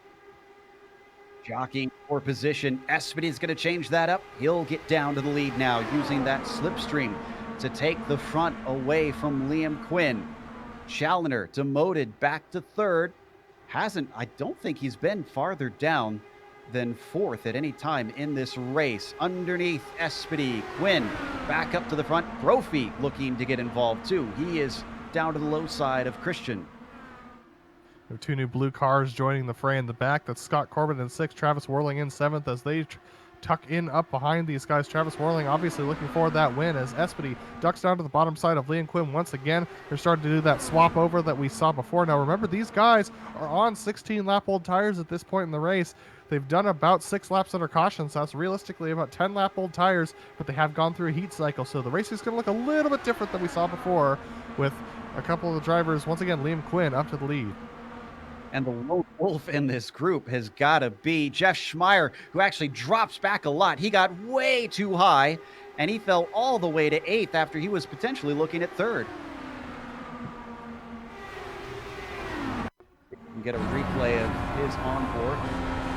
Yeah, look at how high up the corner he is. He's actually out of the groove. There you can see it. He's in the gray stuff already. There he is, DJ, doing exactly what you said, unwinding the wheel a little bit, letting that car run out wide and trying to save that thing. Yeah, it's the only way you've got to do it, but he's getting real lucky there, starting to get up into the marbles. That is just a one-way ticket to the wall, so kudos to him. He lost a lot of time, but he's able to keep it off the wall. Back goes Espedy ahead of Quinn, who continue to leapfrog one another. Christian Challoner, we know he's a wise head. I can't call him a wise old head quite yet, as the youngster, already claiming multiple championships here in the majors, knows what he's doing here on the ovals for sure. Quinn now back to the front. One of the things that you can do in these IR18s is in any sort of IndyCar is use the dirty air off the back of your car as a weapon. You can use that to cut off the lane of the car in front of you. If you see them going into the corner a little bit higher than you can just inch up a little bit into their lane and end up putting them into a little bit of dirty air and make them wash out of the corner. And you're going to see more of that as we get later on in this race. But up to this point, it's just been the Liam Quinn, Austin Espedy, and Christian Challoner show at the front of the pack, and Jason Brophy riding there in 4th. Two Kinetic drivers have got quite the dance going on. They've coordinated it very well up to this point, as they've been trading consistently twice a lap between the pair of them. Espedy, then Quinn, drifting up a little bit behind the yellow and blue car of the white and blue car of Christian Challoner, falling back slightly. Yeah, Christian just kind of biding his time, letting his giving his front end just a little bit more cleaner air, not clean air I would say, but cleaner air, as he continues to run in that 3rd position. He's got Jason Brophy looking on, definitely hungry for some more action for sure, and tucked in behind them is Scott Corbin, who looks like he's starting to get a little bit feisty in there as well, up in that 5th position. I mean, speaking of feisty, if we could go back to Stevenson in 11th, himself and Roofs have been trading back and forth, and they almost had contact last time onto the backstretch. I wonder if this is that understeer that Stevenson was talking about. Absolutely. His car looks really unstable. I've been watching this battle as well, seeing whether or not it's going to erupt into anything big, but Stevenson is just losing a little bit too much time around here at this moment. He continues to fall back, and I think that car's just too loose for his liking, and I'm not sure whether he's got that thing getting adjusted as much as he'd like, but he needs to try and stem this bleeding, otherwise he's going to continue to fall back. In front of him, Aaron Roofs is on the go. He's already challenging Kevin Hill, looking for 9th position. I know you're seeing a few puffs of smoke. Again, that is simply drivers with some connection issues here during the race, so no need to panic when you see those. You will know when we hit that is due to a wreck, because we will certainly be shouting and hollering during this, because the caution will immediately come out, it seems. Off the corner, drifting all the way up high, and now suddenly Roofs is the one falling back and gaining Kevin Hill on Jeff Schmeier, looking for P8. That's how quickly it can happen around here. You just lose a little bit of momentum, and then these cars, their peak torque is at the very top end of the range. That's why it's such a short jump from 5th gear to 6th gear, because they're trying to stay in that peak torque curve up at the very top of the engine RPM. And when you lose that momentum, you end up losing a good 10 to 20 miles per hour. Across the front stretch, Stevenson lost a ton of spots just recently. He fell down to 15th as a pack just flew by. So our sportsman champion not enjoying the middle part of this race for sure. We continue to watch the battles in front of him. Roofs giving chase on Hill with Schmeier in P8. side by side between Hayes and Warling now. Warling going to be able to claim 6. And Scott Corbin in 5th, probably watching his mirrors, knowing that he could be susceptible. Stevenson ended up clipping the inside curving just a little bit, and that's what ended up slowing him up. That's why he's lost so many positions. But here goes Warling all the way down to the bottom of the track. He's just going to make Scott Corbin look like he was standing still there. Are options today, that is for sure. We're glad to see that at least passing is possible around this track. Last thing we want is just a line astern procession amongst our drivers. Looks like Espedy's going to take the lead back ahead of Liam Quinn, but Brophy seems to have got a great shot off the corner compared to Christian Challenger, who I think may have washed up that time. It looks like maybe the car got away from him. Yeah, Christian looking like he's on a little bit of a recovery here, trying to get that thing spooled back up. But when you have one of those washout moments, DJ, how much does it take out of your tires?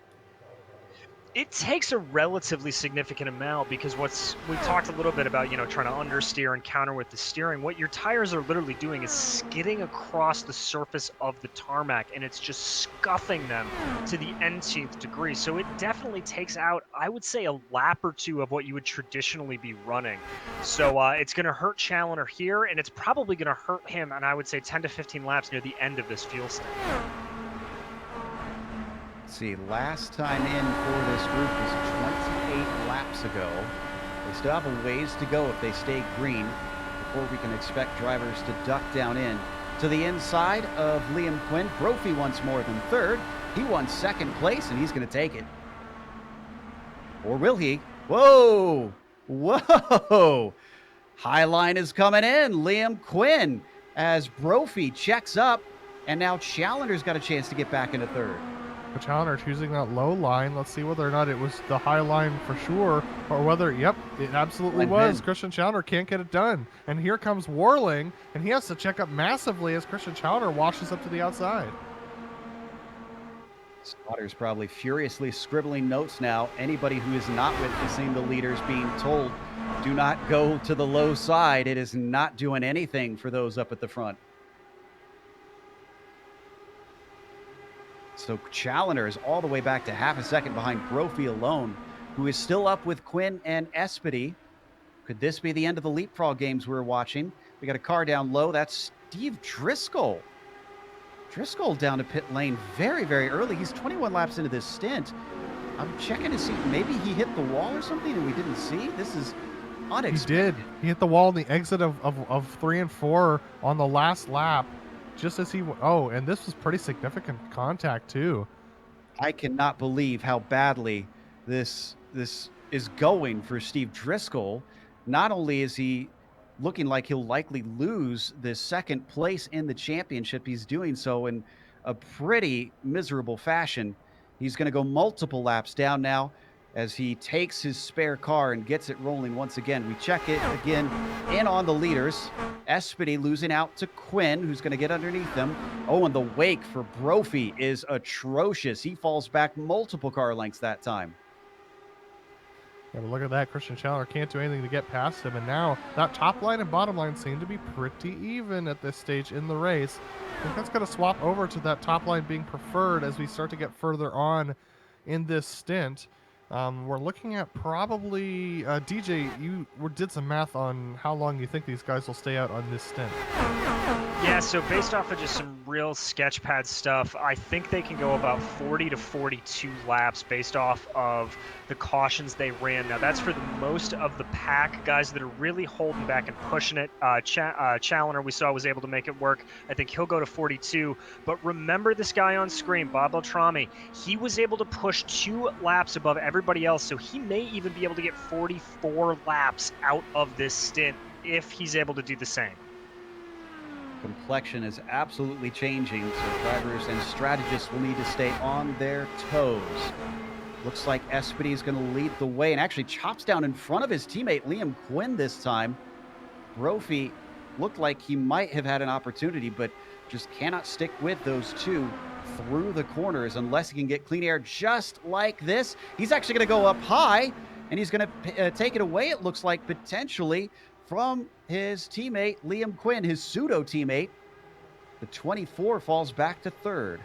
And there, I think we've seen it. I think we've seen that transition point where the top line is definitely going to be the most ideal way to pass. Looks like Liam Quinn's going to give it a shot. He's going to go up there, try and get a run off the corner on Brophy. But I think Brophy, there goes Brophy down to the bottom side. I would have expected him to stay high and force Quinn down low. Let's see whether or not. Wonder if this is team tactics, maybe? They could be in communication with one another. Wow, look at how quickly they just slide up the track, though, off of turn 4. For those wondering, we've only lost 2 drivers so far this race. Gall and Fletcher are DNFs, still 28 running. Trocine is the last among them. So these top 4 drivers have absolutely nothing to lose in this race whatsoever. I mean, Liam Quinn, he could lose 5th place in the championship, but I'm not sure that's going to be necessarily weighing on his mind. Travis Warling is the first driver with something to lose, and the only way he's going to lose out is if he ends up wrecking out. But as we've seen, that could just happen with a mistake on the exit of a corner getting into the gray. So these 4 drivers, expect to see them jostling for position like this for the rest of the race. If they stay up here, could we see someone else come into the fray? Travis Warling has been holding on to the back of this, but he also looks like he does not like the dirty air. Look at them, each picking a lane as they swing through 3 and 4. Challenger all the way to the low line. We're going to ride with Travis Warling as he attempts to run down the top 4. Yeah, Travis Warling just playing it safe at this point. You can tell that he's not carrying as much speed through the corners as he could here. He's being very comfortable with his speed. He might just be saving some fuel himself at this stage, tucked up this close behind. Wow, look at this. 3 different lines for the leaders. It looks like Brophy was trying to go for the high line, but he's going to be cut off by Espedy, who ends up washing up the track. Whoa! Oh, Liam Quinn almost loses it on the bottom side. Whoo, that was close. Tires are gone, if we can put it lightly. The 24 not only loses the lead, but he falls behind Warling. He is now down to 5th. Espedy up to the lead. Brophy in a 2nd. Challenger into 3rd. We haven't talked about this at all. It's always been fuel talk. Could this become a tire-limited race, DJ?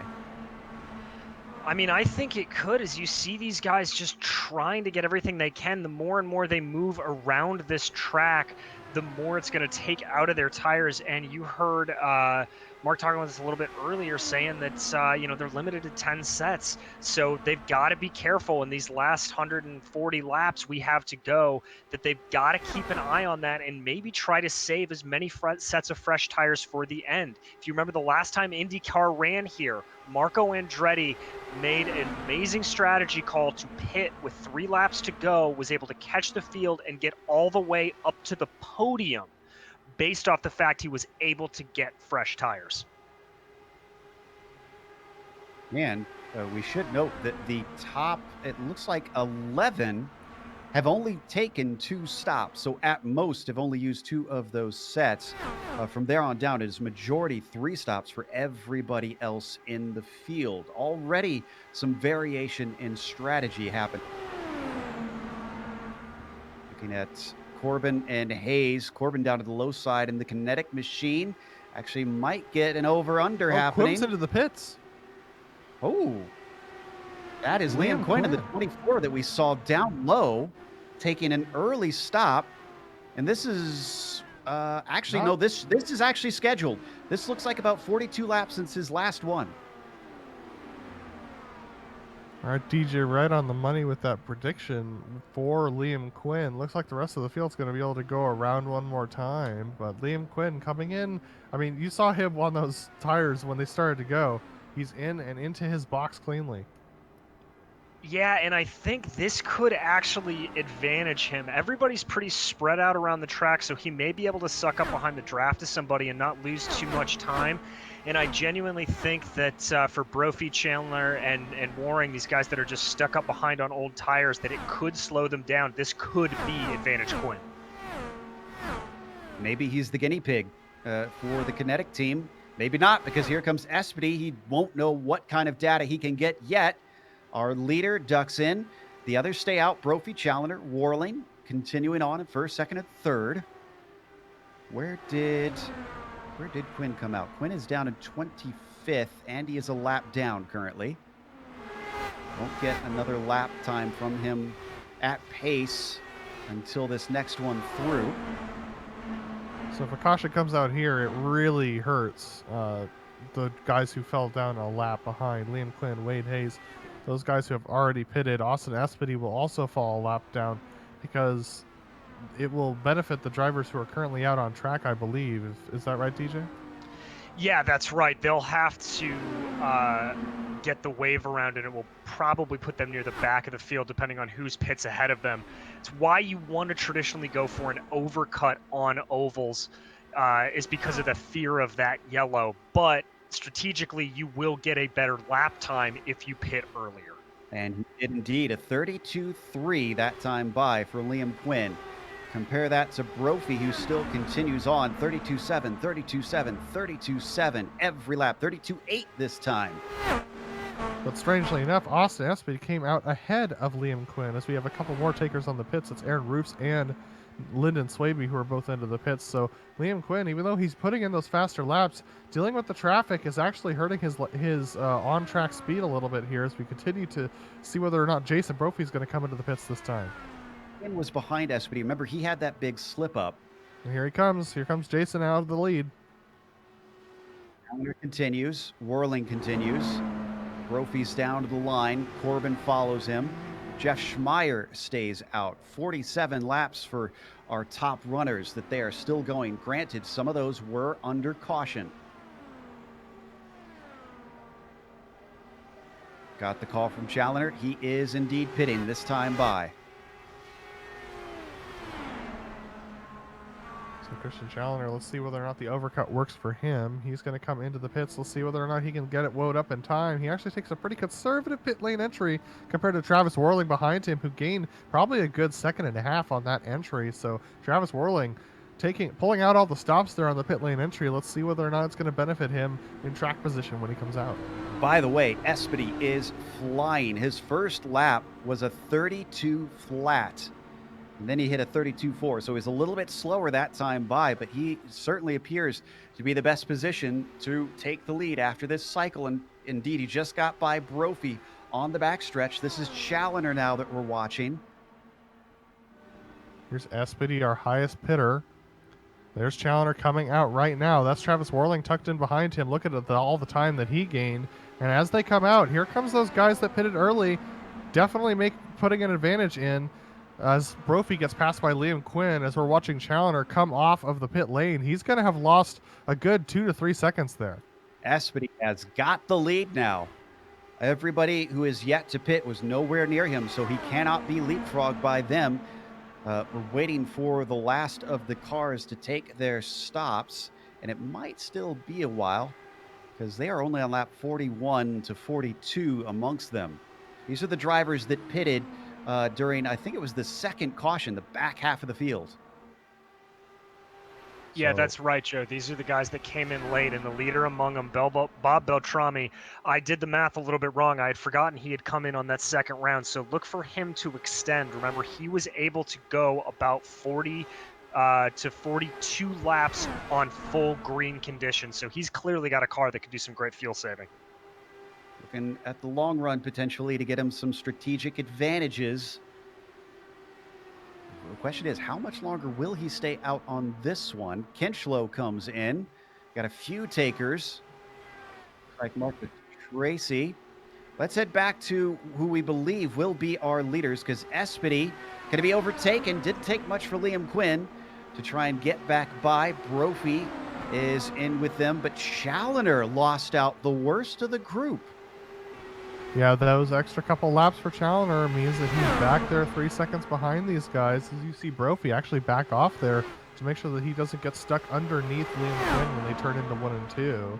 So Brophy still playing a patient game, as looks like Bob Beltrami is in from the lead of the race. Exactly what I saw. The number 14 coming down the lane. He still has some who have gone longer than him. Nick Kuhn, Ryan Steele, Adam Halleck, Justin Morton, Bryan Barns, Wayne Hutchison, all still are yet to pit currently. So we watch the top 3 continue to swap back and forth.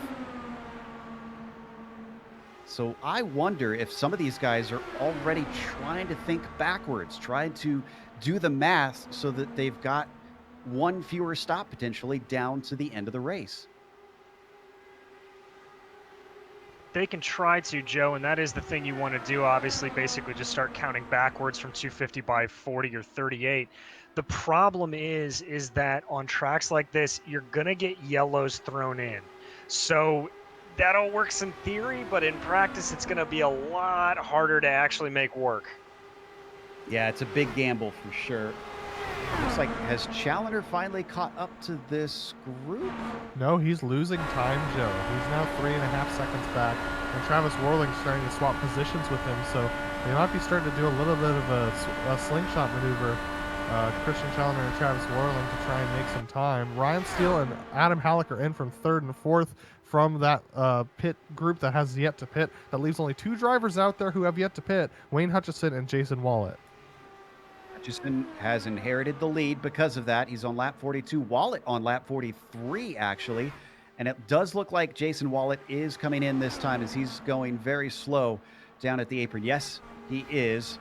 Hutchison going to make very good mileage on this stint.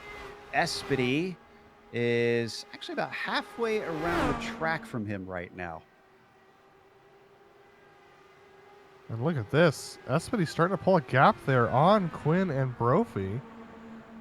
Quinn and Brophy not doing that swap over that Espedy and Quinn were doing, so I think that actually might be hurting their speed, as Espedy's almost pulled a second on these guys, and he's got the drafted David Hall to help pull him forward here, a lapped car. So Espedy's starting to put some commanding space in there as we see Brophy ducks to the inside of Liam Quinn for second.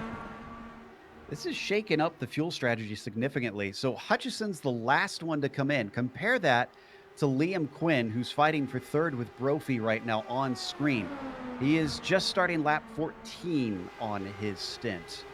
This is going to allow a little bit of variance and maybe some question marks amongst our drivers. It certainly is, and now it's going to come down to the timing of the yellows to see if somebody can catch this right. Maybe it's a Swaby, maybe it's a Roofs, any of these guys that came in a few laps earlier. Maybe it's the late stayers that held out. It's going to be interesting to see what they do. We're just going to have to sort of keep counting up to that 38 to 40 mark and see when those laps start ticking. Looking back at 4th position, Challenger still fending off Worling. 2.5 seconds between himself and the podium position cars. This is not how Challenger wanted this thing to wind up. Now he's going to get overtaken as Worling's to the inside. Challenger falls back to P5. So the podium position cars have now split up a little bit. They're all about 0.6 to 0.8 of a second separated as we see Worling and Challenger swapping positions again, and this swap is actually helping them catch Quinn. If they can catch up to Quinn and become a pack of 3 and do a little bit more of this swapping, then they might be able to catch up to Brophy, and that might bring them into range of Espedy. But Brophy has just made significant time up to Espedy and might be challenging him for the lead soon. And Quinn is struggling. Quinn's car does not like these conditions. I just watched him drift all the way up to the wall on the exit of 4. Let's watch the replay on this. In fact, he's being caught by Challenger now. Here, watch this. Oh. Big lift. Big lift. That car is unfortunately a handful in the nighttime, it seems. Take a look at this. Jason Brophy right on the back of Espedy, and they've got some lap cars ahead of them. Brophy and Espedy, the yellow and blue machines right there on your screen. Brophy looking for an opportunity to get by. He's going to try that outside lane again, and look at the speed he's carrying up there. Fantastic job carrying that speed out. Now he's got the draft of David Hall. He's just going to slingshot right by Espedy. Wow. The 372 is on fire here at the midway point. We passed halfway at 125 laps. And certainly looks the best positioned now that we've got the conditions that we expect to see for the remainder of the race. The sun is down, the lights are on. The track will continue to rubber in, so that could evolve. But Jason Brophy, who has been hanging around the front, is looking a lot stronger, a lot more stable than those around him.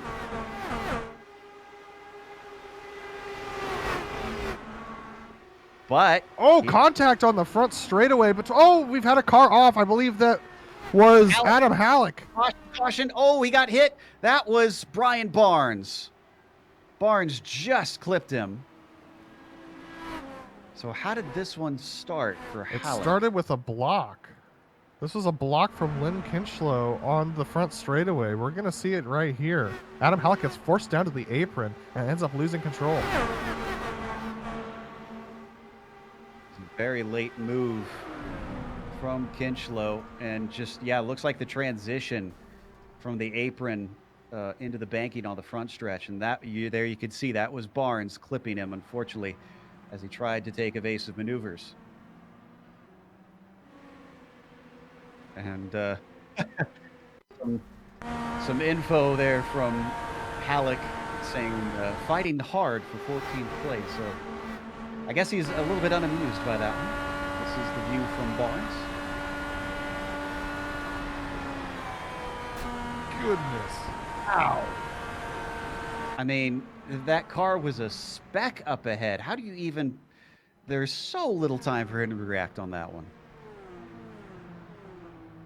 Cars are already on pit lane. 4 stops. Brophy is going to lead them in. What kind of changes, you talked about the Rick Mears method, DJ Clark. What kind of changes can Liam Quinn do to get this car back to him?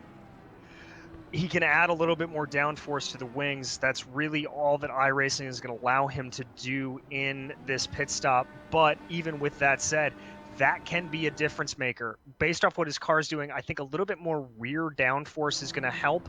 That'll really help to get the car to turn better off the corner.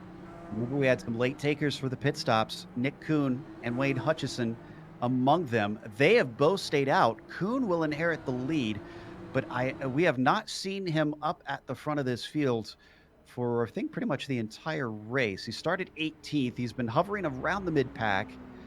What can he do now that he's got clean air? Will that change the game for him?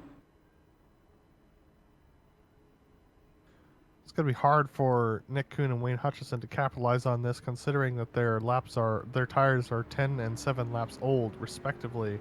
About 8 and 5 laps old on green flag running. But that's enough of a difference in tire life to make a huge difference in lap time and maneuverability, isn't it, DJ?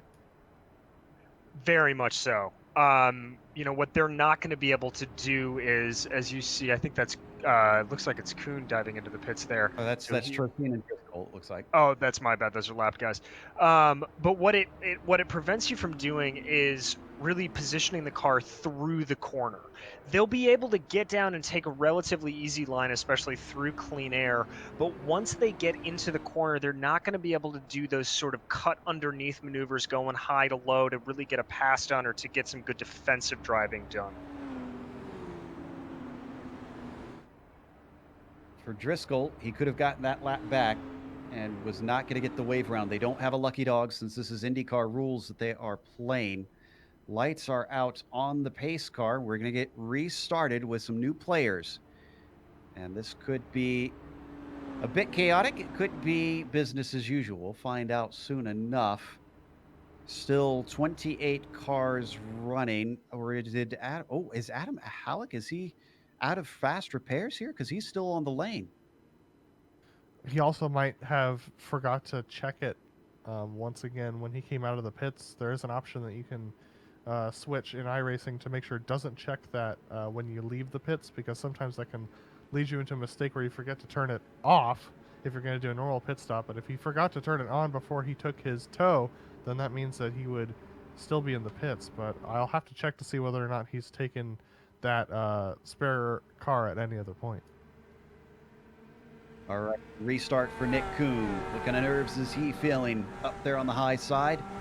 Waiting for the pace car to peel in. There goes the Mustang pace car. And he accelerates away. Quite a gap between himself and Hutchison in second place. He left a big heap of space between himself and the top car. I'm not sure if that was intentional, but Jason Brophy now starting to pick up speed. A very calm restart. Challenger's liking this. He's already on top of Liam Quinn and could take fifth place rather.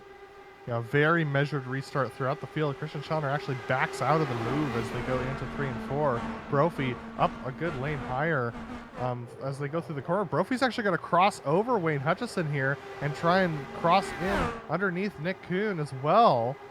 How deep is he going to go? He's going to switch up Nick Kuhn and go on the outside. There's those fresh tires talking. High side that seems to have been more valuable before the last caution.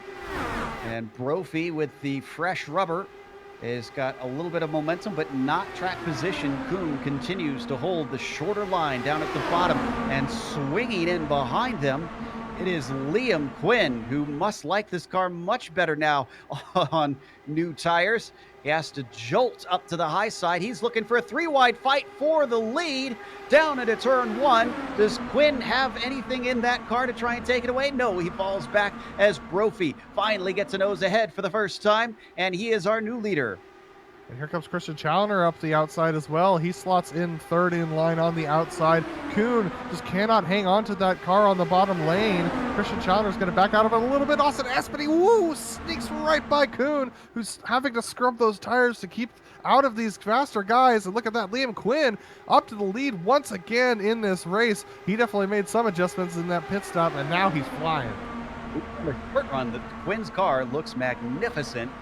He's up to the front. I'm sure he's going to try and get this away from those behind if he can. That's a big if, because here comes Brophy. The 372 just breezes by into the lead. Absolutely fantastic stuff from these leaders out front for sure.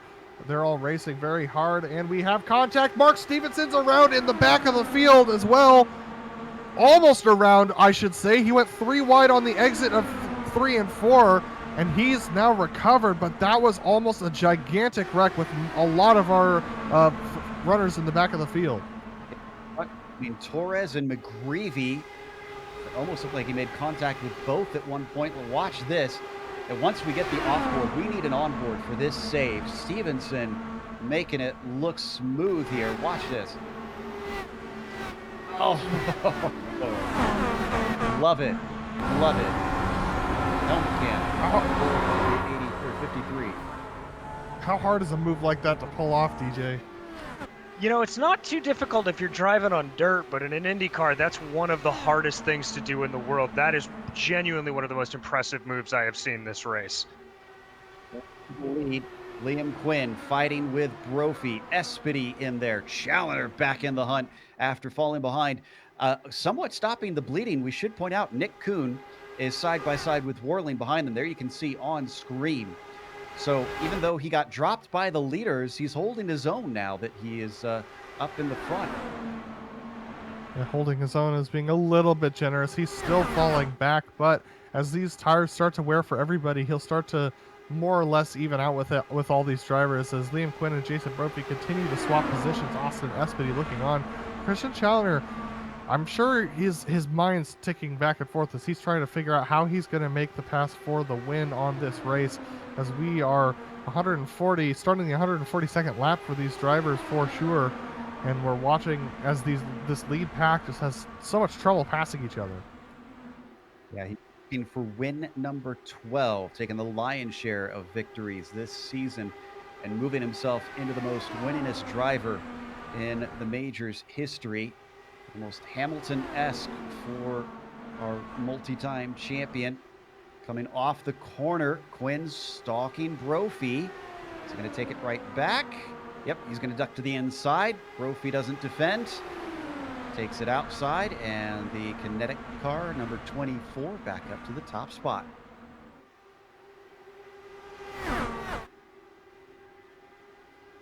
Here comes Austin Espedy looking on the back of Christian Challenger once again as Brophy and Quinn continue their swapperoo. Espedy just struggling a little bit since that restart. He was very quick on the green flag pit stops, very quick on the restart as well, but just has not been able to maintain the positions that he's been gaining.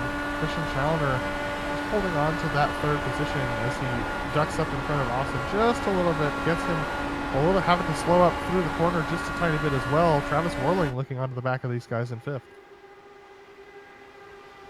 And up at the front, Brophy going to get back in front of Quinn. Challoner with Espedy looking around his high side, and Worling now.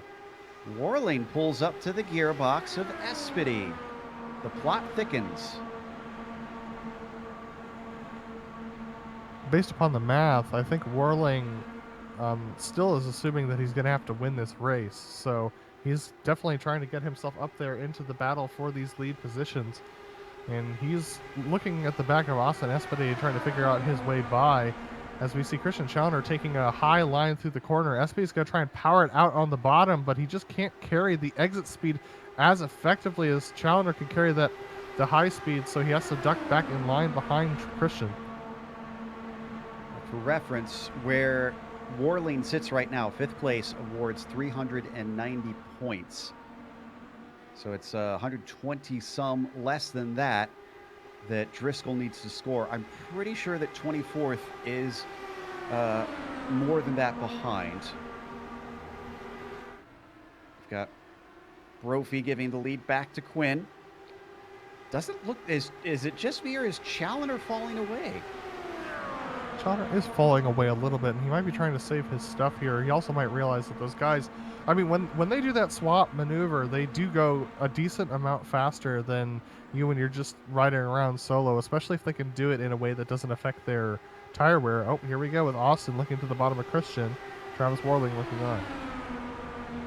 Underneath, and the 77 going to easily slide into third place.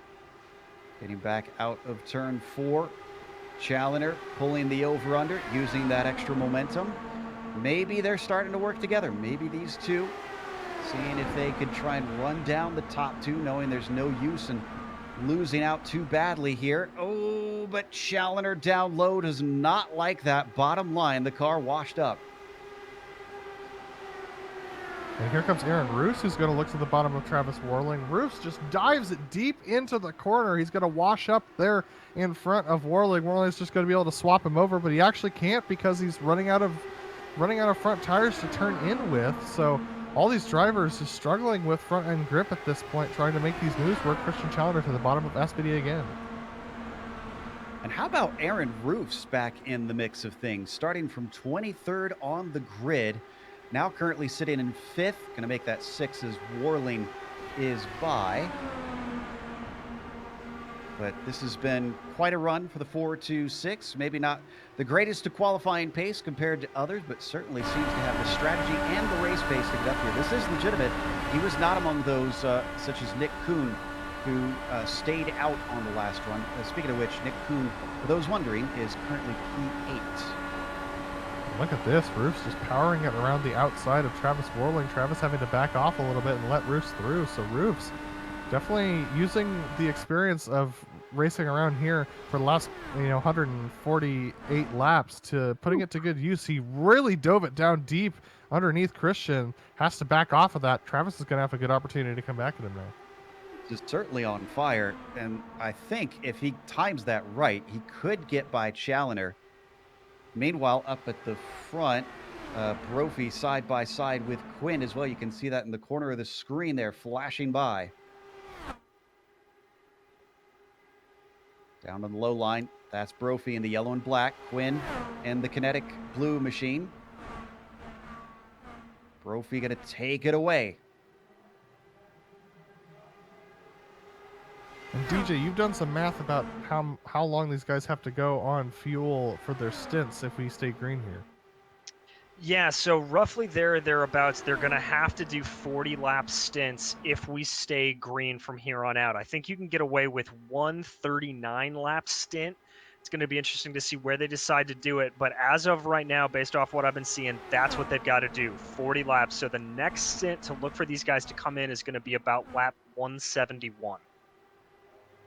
Another run on our leader, Quinn, back to the bottom side. 99 laps left to go, less than 200 miles in this race. We've lost one more, it sounds like, Adam, and unfortunately this one, it was a little bit out of Swaby's hands. Yeah, it looks like Lyndon Swaby is just having some connection issues, couldn't resolve it, so he's dropped out, unfortunately. So that's 3 cars out right now. Rob Gall, William Fletcher, and latest Lyndon Swaby.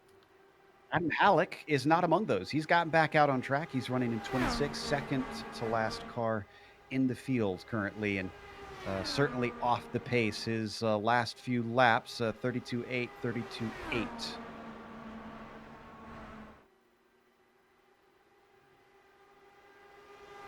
As the drivers continue to swap up at the front, this has become very, very normal for them. So nothing really too out of line amongst our top 2. Espedy ahead of Challoner. Challoner down to 4th now. Roofs, who was at one point charging hard, is in 5th and falling away from Christian. I'd like to give an update on Andrew Waring, our driver who started in the 3rd position. He's currently now down in 14th. He's recovered quite significantly from his woes early on. He was at one point a lap down in this race and is currently in the middle of the pack, running about 2 seconds behind Wade Hayes with Brian McGreevy, a teammate for Company. So a good recovery from Andrew Waring. He's probably hoping for another couple of cautions to continue to get that thing right, as it still looks wicked loose off of the corners. Last thing you want to track as fast as this is a loose car, I imagine, especially coming off the turns, where you want to carry that momentum. And the number 336 right now with McGreevy just behind him, his teammate. Let's go up 8th position. We're following Nick Kuhn, currently on a little bit of an alternate strategy, but probably wants a caution here to even it out amongst those with him. He's being chased by the other one that stayed out, Wayne Hutchison, and then it's Josh Schmeier, who is in 10th, seeing if he can demote them. Yeah, Josh Schmeier seems to be actually struggling a little bit with his setup. He's not carrying as much speed through the corners, and part of that's due to his fuel conservation, staying in 6th gear through the corners. He just has to back off more than the rest of these guys. So Schmeier struggling a little bit, but look at this. Wayne Hutchison challenging Nick Kuhn a little bit, looking for that bottom lane. He ducks back in line to try and get a little bit more draft, and he's going to look for the bottom side. Back position. And through turn 1. That bottom side at times doesn't always pay off. This time it does. He keeps it ahead of Nick Kuhn, and he is going to claim that P8.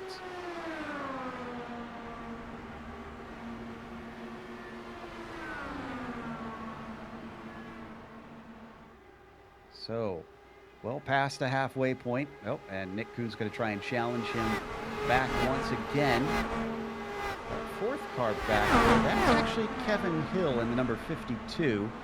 Driver who qualified very well. He was in 5th, but he's sitting down in 11th, and we haven't really seen a whole lot of him ever since the start.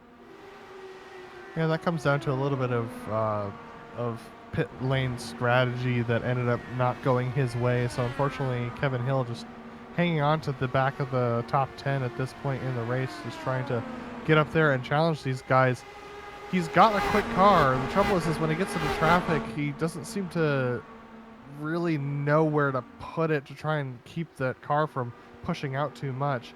He's able to get a pretty decent line right there, but as we go up and look at Jason Brophy and Liam Quinn, they continue to swap positions here. I expect that this is a little bit more of a dance between these two. Espedy, who is with them, is looking in the mirrors and seeing the 37 Challoner get smaller and smaller. It's up to 7 tenths between themselves and the current champion. This is, again, hard to read sometimes with Christian if he's intentionally letting them go, or is this genuine? Is this a car dropping pace? Well, I don't think Espedy's going to leave it for very long thinking about it, because he's trying to challenge Jason Brophy for that 2nd position now. 30 laps into this stint among these cars. And for Kuhn and Hutchison, it is 36 laps in. So I think we said probably about lap 42 because of the pace laps that they had. So they've not got too much longer before they need to duck down to the lane. And that is going to hurt if it's under green, because that makes them incredibly susceptible to a caution, costing them a lap or two. Top three, boy, a lot of time cost for Espedy, who washed out heavily off of turn 4. Yeah, fortunately for Espedy, he's still within the draft of these guys in the top 3, but Christian Challoner is dropping back even more. He's now 8/10 behind, and Travis Warling is a good second and a half behind Christian Challoner. So looks like some of these guys at the front. Oh my goodness, look at this run from Austin Espedy on the low side as he comes off of 3 and 4. That was a very decisive move there. He just stuck it to the bottom and is going to power straight past Jason Brophy. That'll give him second place. You know, I had a thought, and I'm wondering if it's a valid strategy, is drifting up and denying him a chance to use his momentum.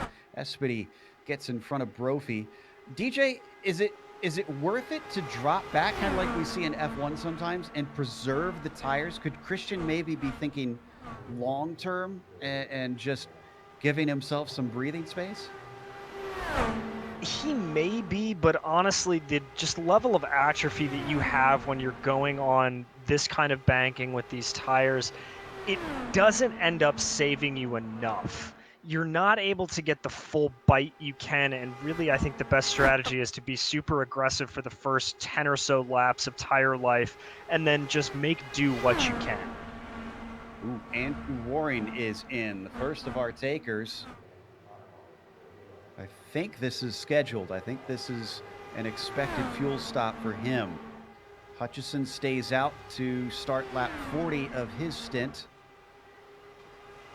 Nick Kuhn is also into the pit lane. Wade Hayes came into the pits a lap before Andrew Waring, so we have 3 guys who had to pit. They were on alternate strategy here, so each one of them in a different strategy scenario. We're 33 laps into the stint for most of these drivers. Wayne Hutchison, like you said, on lap 40 of his stint, so he's got some time. He's only got a couple laps before he can come in. He does, and for Kuhn here and everybody else that's going to be coming in now, they're going to need a little bit of help from yellow to make it to the end. I think if they get one more caution where they're able to recycle back, they should be good to go. But as of now, they're going to need an extra stop compared to everybody else who's on the main pit strategy. I'm keeping an eye on Hutchison to see if he comes in this time. It'll be lap 42. He ducks down low. He doesn't seem to be dropping pace, so I think Hutchison going to stay out one more time. Yeah, Brophy and Espedy are going to swap spots for second. Sorry, go ahead. Yeah, Joe, all these drivers, these guys who have just pit are going to be hoping that the caution comes out now, because in that scenario, then all the drivers ahead of them would pit, and they would be able to get the wave around. If these guys start to do their own scheduled pit stops, then one of them could... Sorry. Did we miss something with Brophy and Espedy? Because they've fallen away from Quinn significantly, and Challenger was actually up underneath them for a moment. Yes, absolutely. We didn't miss it. It was actually on screen. It was when you mentioned that Austin Espedy got in front of Brophy and cut off his momentum. That was, well, I mean, it didn't seem like that big of a moment on screen, but that is the kind of moment that can separate these drivers by a second, because both of them had to lift, and they lost a good 20 miles per hour on the straightaway due to that. And so that's what made the difference here. So Brophy and Espedy just trying to play catch up at this point from what we saw happen about 2.5 minutes ago. And finally came in, took his service, and he is back moving, leaving us with only 19 cars left on the lead lap, pretty much all on the same pit strategy. Caution at this point would be horrendous for Kuhn and Hutchison. Oh, Lynn Kinchlow spun out on his way into the pits. Oh, goodness. Commentator's curse still withstanding. Lynn can't get it going straight. He's nearly spun it again, getting the car moving. No caution, though. He was off the racing line. Looks like Brophy and Espedy have decided that they're not going to really play nice with each other and try and catch up to Quinn, because Quinn has pulled out yet another 3/10 on these guys. So Brophy and Espedy now vying for position. Still a few more laps before they need to come in. Question is, how much fuel has Quinn been using? Especially because we saw him come in a little bit earlier last time. Now, granted, the card looks okay, because we did see at the end of the stint previously that it seemed to wash out heavily. Well, I mean, he's out there leading, and that seems to be where the car is the strongest for sure. He pulls another 2/10 on the guys behind him on this lap alone. So Quinn seems to be happy. I think this might be the stint where he decides to go long if he can. And all that being said, I think we could even say that Quinn might be able to seal the deal for most here he laps goes. led in this race, and here he comes into the pits. Oh, there goes that. He's one of the first in the front group to come in and pit. Espedy stays out. He will lead from here. Aaron Roofs also comes into the lane. Not seeing anybody else come in besides those two on this lap so far. There's one. Looks to be Bryan Barns, also in from the lead lap.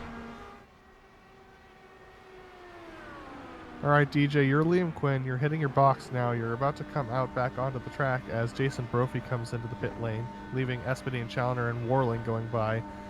You're Liam Quinn, DJ, and you're thinking to yourself, I want to win this race. Are you hoping that a caution comes out shortly, or are you hoping that everything keeps going green for the rest of the race here? Well, he had a little bit of a squiggle coming out there, so I think that may cost him just a hair. I'm frankly going to be hoping, though, that we stay green to the end. We've seen what happens at these restarts, that they are utterly unpredictable and no lead is safe. So I think Liam Quinn's going to be hoping for a green flag run to the end. Espedy is in now. Challoner stays out. Warling stays out. Corbin is in. He's joined by Jeff Schmeier. Kevin Hill going to get down to pit lane speed down behind them. McGreevy as well. Ryan Steele goes by pit lane. We haven't talked about him much. Justin Morton, we've talked about him a couple times. Justin's had some issues with clipping the inside apron a couple of times. So Christian Challoner into the box now, and I believe Travis Warling will be following him in. Quinn just retook the lead of those who have pitted from Brophy. Challoner and Warling in, so that will promote them back up to the front, but they are not the leaders yet. There's the lap comparison, or the pit comparison between Espedy and Quinn.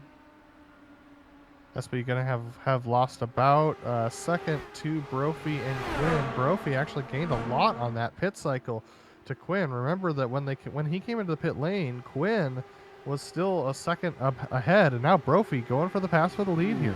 Ooh, long stop for both Challoner and I believe Morton, 10 seconds for each of them.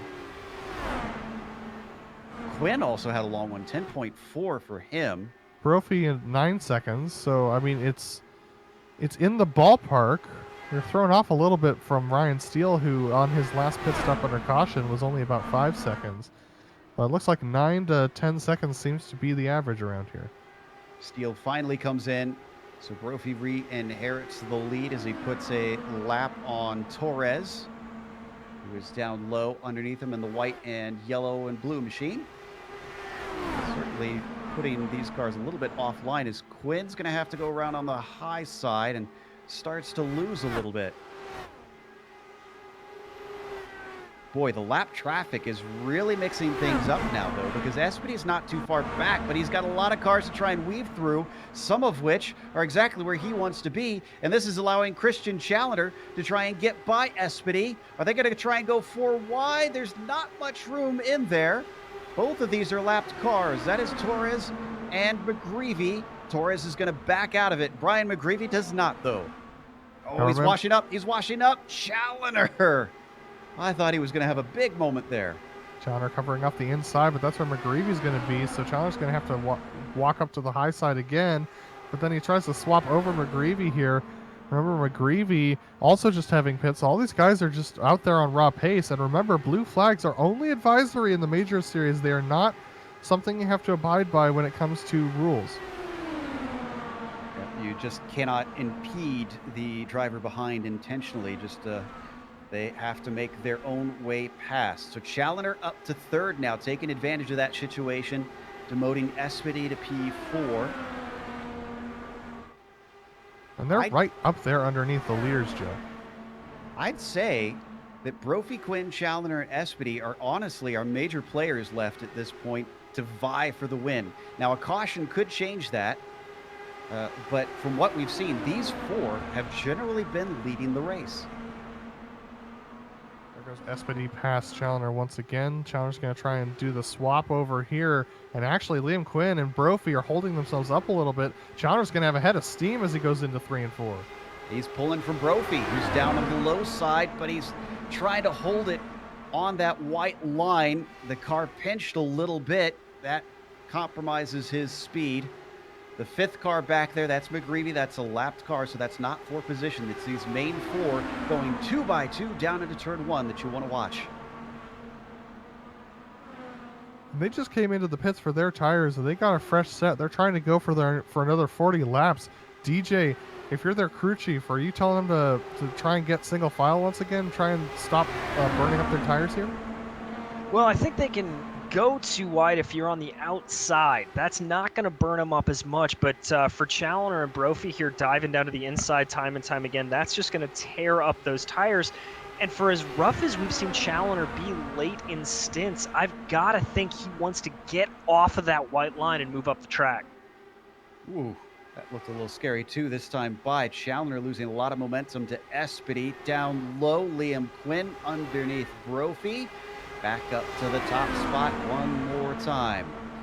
And another car is joining them, but that is another lapped car, Andrew Waring, who's actually heading into pit lane now, and definitely was speeding into pit lane because that was a very late call from him.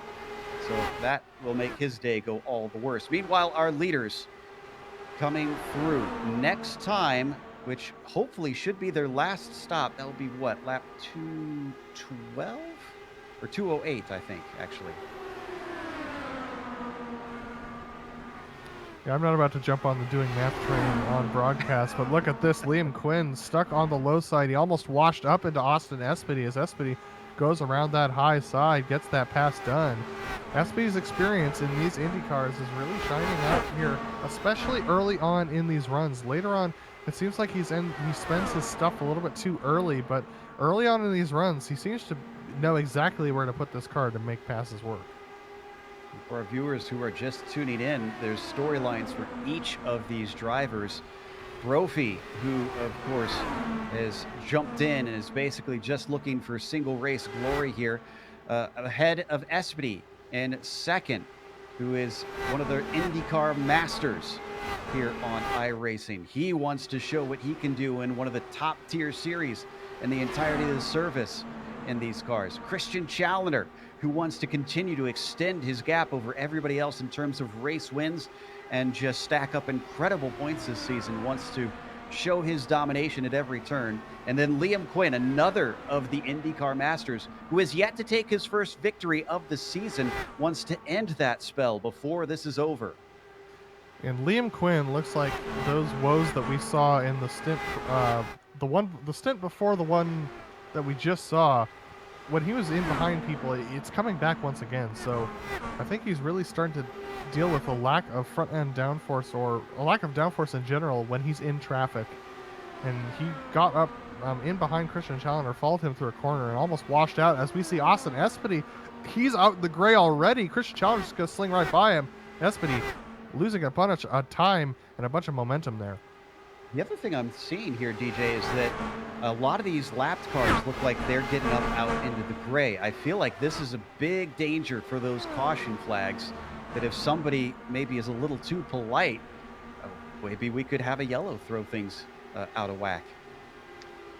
It very well could happen, Joe. These guys, you get up into that gray, you're slipping and sliding on marbles, you've got absolutely no grip up there. The only way you can hope to control it is by just feathering the throttle and keeping it there.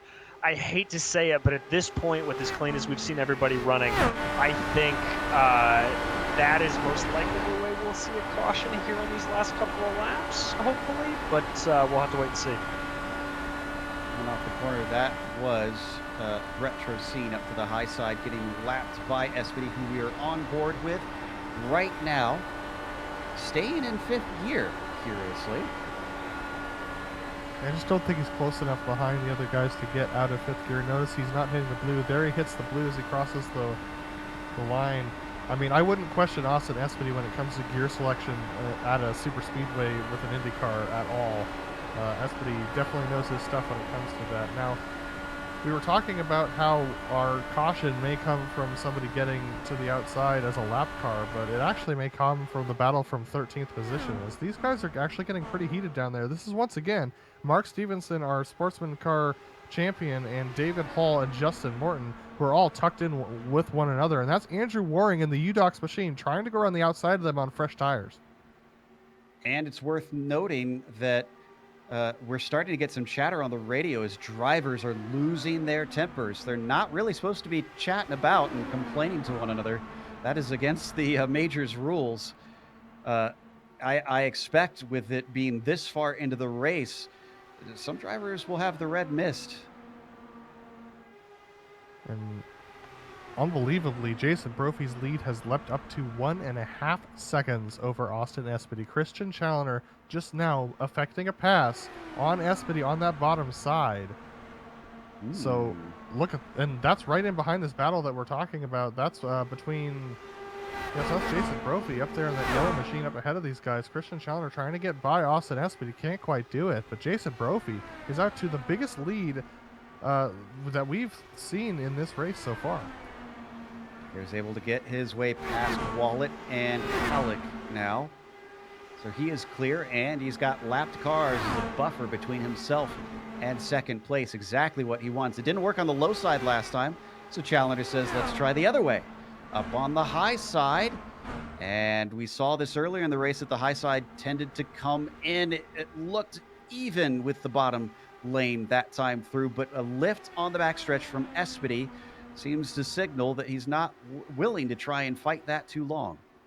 And Liam Quinn's woes are definitely affecting him. He's back of these guys by about a second and won't be able to gain on them at all from how far back he is. So Espedy and Challoner, I think Challoner's going to try and close the gap up to Brophy, but that's out to 1.7 seconds. So they're going to have to wait for the end of this stint and hope that they can find something in the next stint or hope for a caution. Otherwise, Brophy, unless he makes a mistake or gets caught up by traffic, he's doing a great job right now.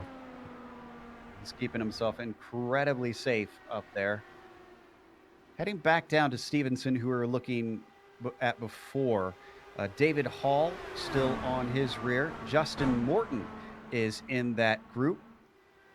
One of the more versatile drivers we've seen here on the iRacing service. Kevin Hill is back there along with Ryan Steele.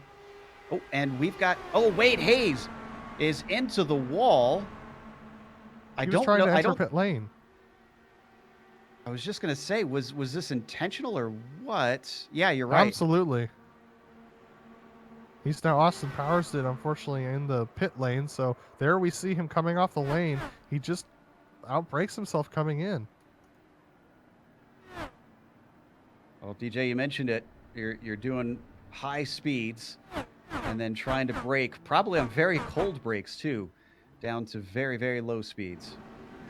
Yeah, it's one of the reasons why sometimes you'll see guys dive down to the low side if they are sort of in a comfortable gap. They'll actually pump the brakes a little bit to just try to get some heat in them. And a lot of times these guys will run very front forward brake bias to try to just stop as quickly as possible. But just come in at those high speeds with that angle, you can still get that back end to catch and go around, and that's exactly what happened to him.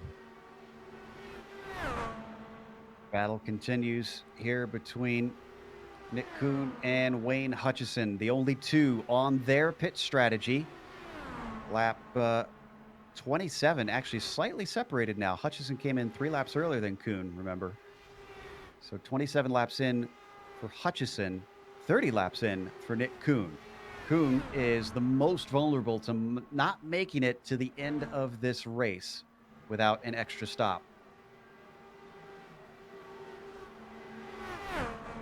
And DJ, according to your calculations, both of these guys would need an extra stop or another caution in order to get this to work. Do you think one caution would do it, or are they going to need multiple? I think they're going to need multiple. They're going to be about 10 laps short as of now, 10 to 12 laps short, and getting a caution. We've seen normally cautions running 3 laps, so it's only going to get worse for them. They're not going to be able to do it on one. They're going to need multiple yellow flag laps. Side by side. Whoa. And Espedy way high up into the marbles through 1 and 2 for some reason, and falls back immediately from Christian Challenger. 2.4 seconds from this pair up to Jason Brophy, who continues to streak away late in the race. If he was saving his stuff for later, I'd say that the 372 has finally decided to show his cards. Yeah, I think Christian Challenger had a pretty decent setup for when the sun was beating down on the track. And even though the track temperature hasn't changed that much, the way that iRacing is running their track their track calculations when it comes to how that temperature is affected across the track, it does change the behavior of the surface when the sun goes down, because the heat is emanating from a different place, more or less. And so I think what you're seeing is Christian Challenger's just struggling on long run pace now that the sun has gone down and we're onto the lights. Back around him, Espedy went the long way to claim P2 once again. Just getting ready to kick off lap 200 now among our drivers. 400 miles down, 100 to go, and the complexion is changing completely. Whereas before, it was the same 4 or 5 drivers who were up at the front. Suddenly, Jason Brophy is the man to beat, and we're going to swap around again for P2 between Challenger and Espedy. Yeah, but all of this is in vain, unfortunately, because Brophy, up to that 3-second gap, and Challenger and Espedy had this traffic to deal with. Challenger almost washing wide up into Espedy. I mean, these two guys have kind of got to be kicking themselves, thinking, man, would you just stay behind me, or would you just slingshot past me? Can we work together to get up there? Because they're seeing Brophy just take off into the distance. I mean, Brophy just gained half of a second just on turns 3 and 4 alone. I wonder if we could see a comparison between either Espedy and Challenger, or one of them and Brophy, just to get a sense of what the last 5 laps have been like between these 3 here, because that'll really tell the tale. The clock does not lie. Espedy, yeah, you're right. Look at that. Many of these laps, half a second slower, which is dramatically bad in terms of oval racing. Especially considering the fact that they're both on the same strategy. And is that just the fact that both of them have spent their tires more than Brophy, DJ? I think that's certainly a part of it. I also think as Brophy came into the pits, he may have taken a little bit of wing out of the front of that car to really just dial it into running out front. He knew he had the chance to do it and knew to capitalize. Okay, I think we're getting close for Nick Kuhn needing to come in. He's on lap 37. We're expecting maybe about 5 more laps. That'll put him right on the cusp. He'd have to fuel save for sure. He'd have to find a buddy to slipstream with. Right now, actually, Kuhn does. Well, he did. He had a lapped car that he decided to go by. That was Torres. Yeah, Nick Kuhn down in 8th. Wayne Hutchinson's actually pulling away from Kuhn at this point. Jeff Schmeier tucked in behind Nick. As we continue to watch Jason Brophy tick down the laps in that lead, still climbing by a couple tenths of a second per lap, almost up to 4 seconds now for Brophy. We still have 18 cars left on the lead lap. Bryan Barns is the last of them, with Brophy chasing and not too far behind to be able to put him down one. We have 26 runners. Andrew Waring has called it a day, and Brett Trocine is the last one on track.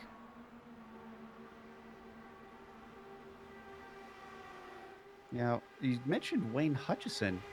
He's actually in front of Lynn Kinchlow as well as Nick Kuhn. And Schmeier in there as well. with 3 more laps of fuel than Kuhn had. Hutchison, I think, is actually pretty safe here. Yeah, Hutchison's doing a good job. Schmeier and Corbin are both on different strategies than him. So Wayne Hutchison is going to have to come in the next 5 laps, and then he would have to do a 46-lap stint, if my math is correct, to get to the end of the race. It's not impossible, but it's improbable. The only person that we've seen do something that big is Bob the Salami Beltrami, who's who's about 8 seconds behind these guys. But I mean, it's not out of the realm of possibility, but it's going to be a tough ask. No, I think it's fewer than that. Kuhn is on 41. We're on lap 206. If he hits 210, well, it probably won't hit 210. Then that would be 40 laps to go.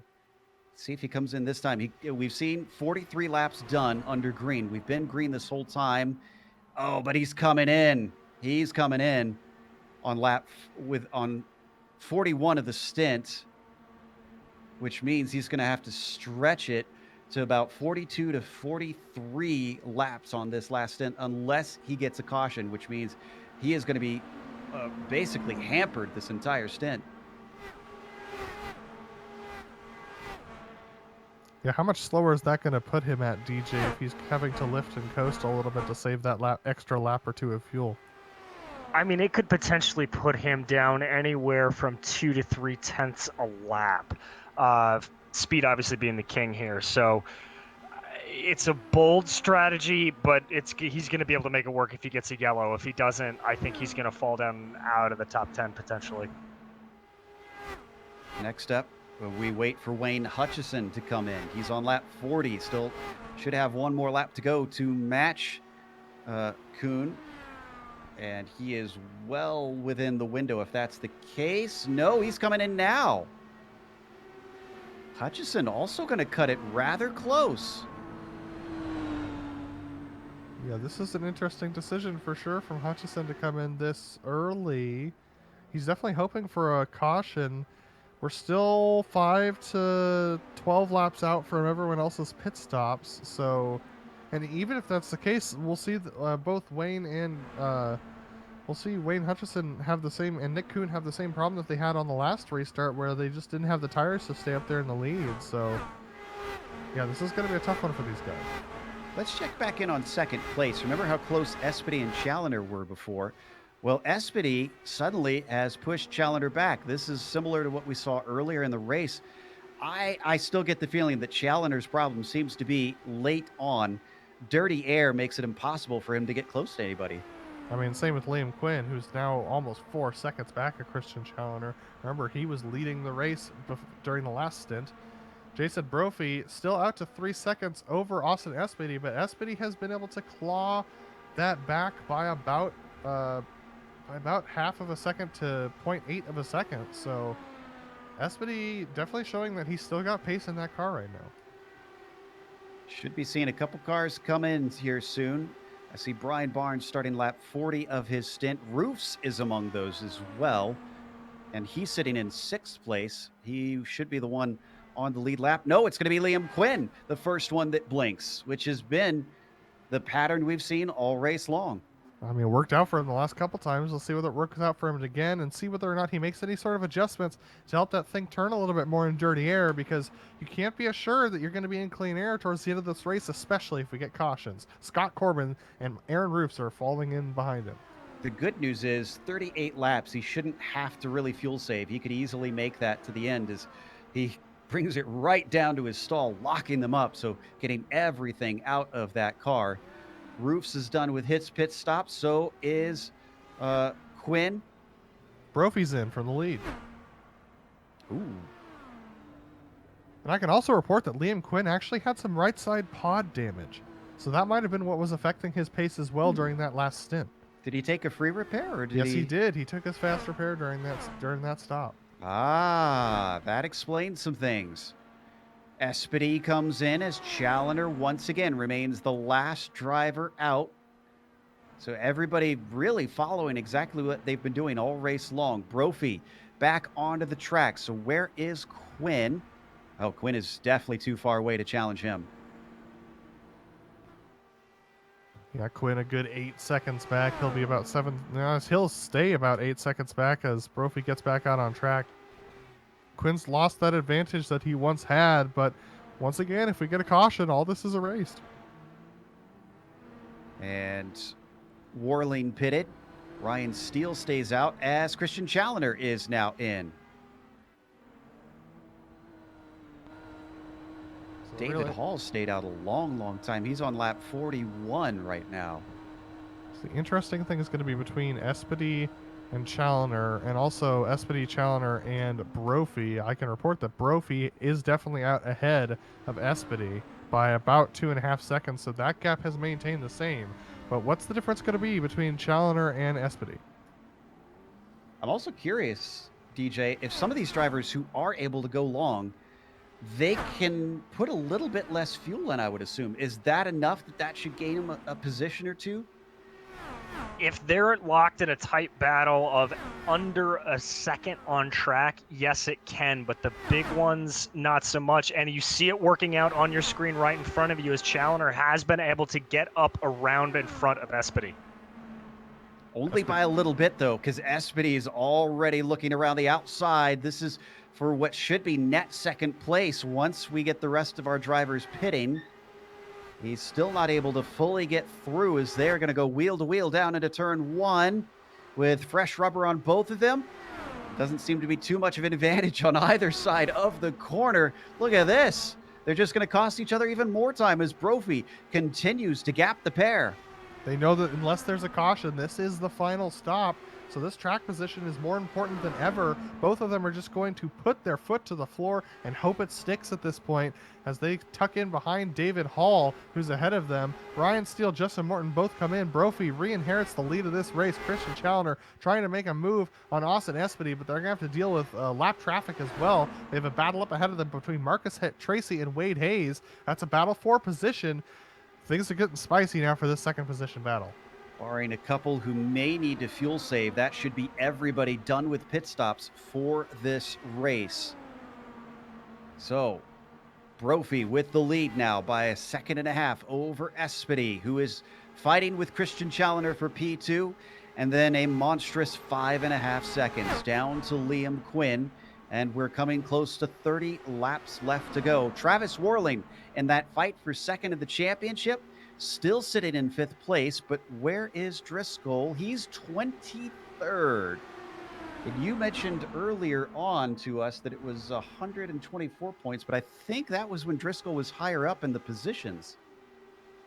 That was, I'll do the math again, Joe, but it definitely fluctuates quite a bit here. Christian Challoner, though, horror for him, unfortunately. He's stuck in between a bunch of lap cars. Austin Espedy already out over a second in front of him.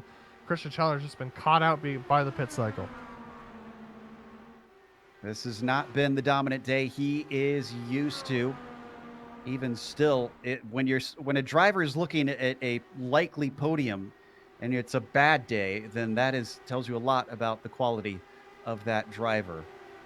They put a lap on Ryan Steele now that he has come out from his pit stop. Challoner with an aggressive move, getting his nose down to the inside of Espedy into turn 1. Espedy's not going to fight that and lets him through. Or no, excuse me, that was Hall, rather. That was a lapped car.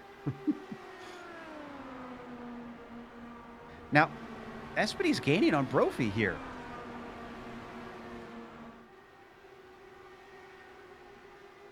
I mean, Espedy is the pro when it comes to these Indy cars. But that being said, I wasn't expecting him to gain this quickly. Only 1 lap fresher tires. Espedy throwing everything into it this early stint. And I don't recall that Brophy was close to the limit on the fuel stop. He's gaining right up on him. Look at him. Swing high in that blue kinetic machine. Could the next turn offer a passing opportunity? He's going to have the slipstream. Brophy holds the middle of the track, but it's just too wide to cover off every lane. And Espedy is back to the front. Gutsy move there from Espedy to get back to that position. Is Brophy going to try and cross him up on the exit? Espedy goes wide. He has to back off just a little bit to save the car. Brophy looking to the inside, but Espedy could just pack it into this corner. He's still got enough tires to do it. He backs off just a little bit. Brophy trying to carry the speed. He's going to wash up in front of Espedy and regain that position. This is the battle for the lead, folks, and this might be the battle we watch for the rest of this race for the lead. The game is certainly on. And down to the inside, Espedy is underneath and takes the lead back away from Brophy. Now, this sort of battle is the best friend of Christian Challoner. He's only 7/10 back now from the two of them. Yeah, Christian Challoner hoping that they continue to battle. Christian Challoner, I mean, he is gaining now. As these guys continue to go side by side, they're going to deal with some lap traffic, and how they navigate that lap traffic will determine everything. Remember on how Espedy broke away from Brophy, how Espedy broke away from Challoner because of the traffic. Brophy's going to have that same problem. Looking on the high side, the 3.72 of Brophy. Wow, bottom lane not favorable for the 77 as he drops back very, very fast. Part of what's helping him there, Joe, is those lap cars in front of him. If you look where Brophy's positioning the car, he's picking up the draft coming out of the corner, and that's getting him a pull down the main straight. So that's a really, really heads-up tactical move there from Brophy. And Espedy fell all the way back to Christian Challoner with that one. Challoner's maybe could run the draft of that car ahead of the two car, the 77 of Espedy. Up to the leader. Right now they've got a buffer between them. That's Torres, who's a lap down. He's going to stay up high, let him dive it in. That's what Challoner needed. And of course, as we always say, a caution could change everything right now. Absolutely. At this point, everyone would come back in for tires. Look at this. Christian Challoner looking low on Espedy. Espedy's just going to roll out of it here. He's probably going to try and do a crossover here on Challoner, as Challoner has to take it way wide on the exit of the corner. Espedy, though, not with enough speed. Espedy's actually backing it out here just a little bit as the leaders are going to run Bob Beltrami. They're going to be lapping 12th position and 11th position. That's Mark Stevenson, our sportsman champion that Brophy's about to put a lap down. I suspect that maybe Espedy knows he can't fight him too much. If he wants to win, they got to work together a little bit. Beltrami and Stevenson in front, unfortunately not making life easy and slowing them up by a huge margin. Challoner's going to get the run and be able to get one at least, not two. And remember, these guys are battling for position 2. Oh my goodness, Espedy way wide on the exit of 4, almost hit the outside wall. He's just lost a bunch of momentum there. Challoner now stuck behind Stevenson, who's actually just clinging to that rear draft of Brophy as they go into 1 and 2. Challoner, once again, that struggle with the front end on these tucked in behind these cars is really starting to plague him again. And we're coming up to 20 laps to go here in a few moments' time. So it's ticking away, and the more that gap remains between Challoner and Brophy, the harder it is for him to take the victory here today. He has got to be right up on there to be able to leapfrog past him, but can he do it? Well, the worst thing that could be happening for Christian Challoner right now is Mark Stevenson fanning out in front of him, taking that high line from Jason Brophy. It's denying Challoner any bit of clean air, as there's the move for the inside, and that could maybe open up the door to Challoner as Brophy's got to back out of it. Brophy's not going to be happy about that one. It's down to 0.4 of a second as they cross the line. Oh, and he's going to get right back by. Stevenson being something of a headache for our leader. Now Stevenson, remember, he's entitled to his place on track. He doesn't have to move over for Brophy. Christian Challoner, though, he's not gaining as much as I thought he would based upon how that interaction went between Stevenson and Brophy. Look at this, Brophy washing up significantly off of turn 4. Brophy's front tires just not turning the way they want to. I think Brophy might be dealing with that thing that Stevenson talked about in our one of our cautions. Having that car around the outside seems to pull him offline. Christian Challoner ducking to the inside of Stevenson here. and he's going to get that pass done. Yes, just barely. I think Stevenson might let him have it as they go into 3 and 4. Let's find out. I hope he does. He doesn't have anything in this fight. If he lets him go, that No, he doesn't. Oh, wow. Oh, boy. Steve. Oh, we have a caution. And that is Ryan Steele on the front stretch. Oh, boy. This was off the back of Austin Espedy. Oh, no. And I think it was a little bit of ghost contact, but I actually think he would have hit regardless because Espedy looks like he went all the way up to the wall. Now Ryan Steele's a lapped car trying to unlap himself from third place Austin Espedy. He goes to the outside into the grays. Osman's washing up as well, and they end up pinching together, and Ryan Steele ends up in the wall. Boy, nobody yelling car high quick enough, unfortunately, for Austin Espedy. Oh boy. We are halfway through a stint pretty much, but we've only got 18 laps left to go. Who dares come in to take tires? Are they worth enough? We're going to find out in just a moment. Brophy feigning low. Is it legit? It is legit. Brophy's in. Stevenson out. He's a lap down. Challoner in. Espedy in. Any front runners? I mean, you gotta come, DJ, don't you? Yeah, you can't not take tires here. You will be an absolute sitting duck if you don't. Looks like the first one out is indeed our first car lap down of Mark Stevenson. Now it's a race on pit road. Looks like Christian might have overslit his box just a hair. Let's see whether or not that affects him when they come out. Wow, very quick times as they get fuel and come out. Less than 10 seconds, less than 9 seconds. Brophy with 7.8, Christian Challoner with 8, and Austin Espedy with almost 8. Liam Quinn's back in this fight as well, Joe. He is indeed. This allows him a second chance because he will restart in 4th place. We're going to take a quick break here on the Global Sim Racing channel. Just a few more laps to go here in the final round of the majors. It's the California 500. Who's going to take it all home?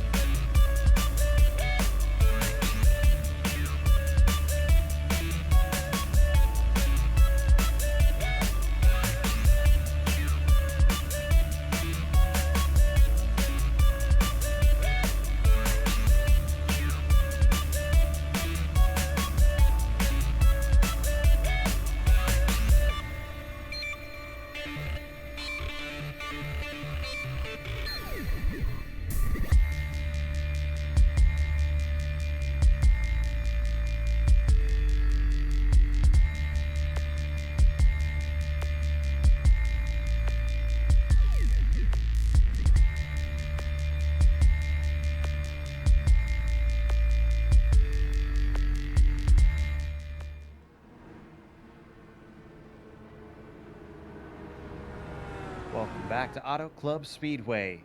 Will this be the final restart, or will we have more cautions breed cautions situations here?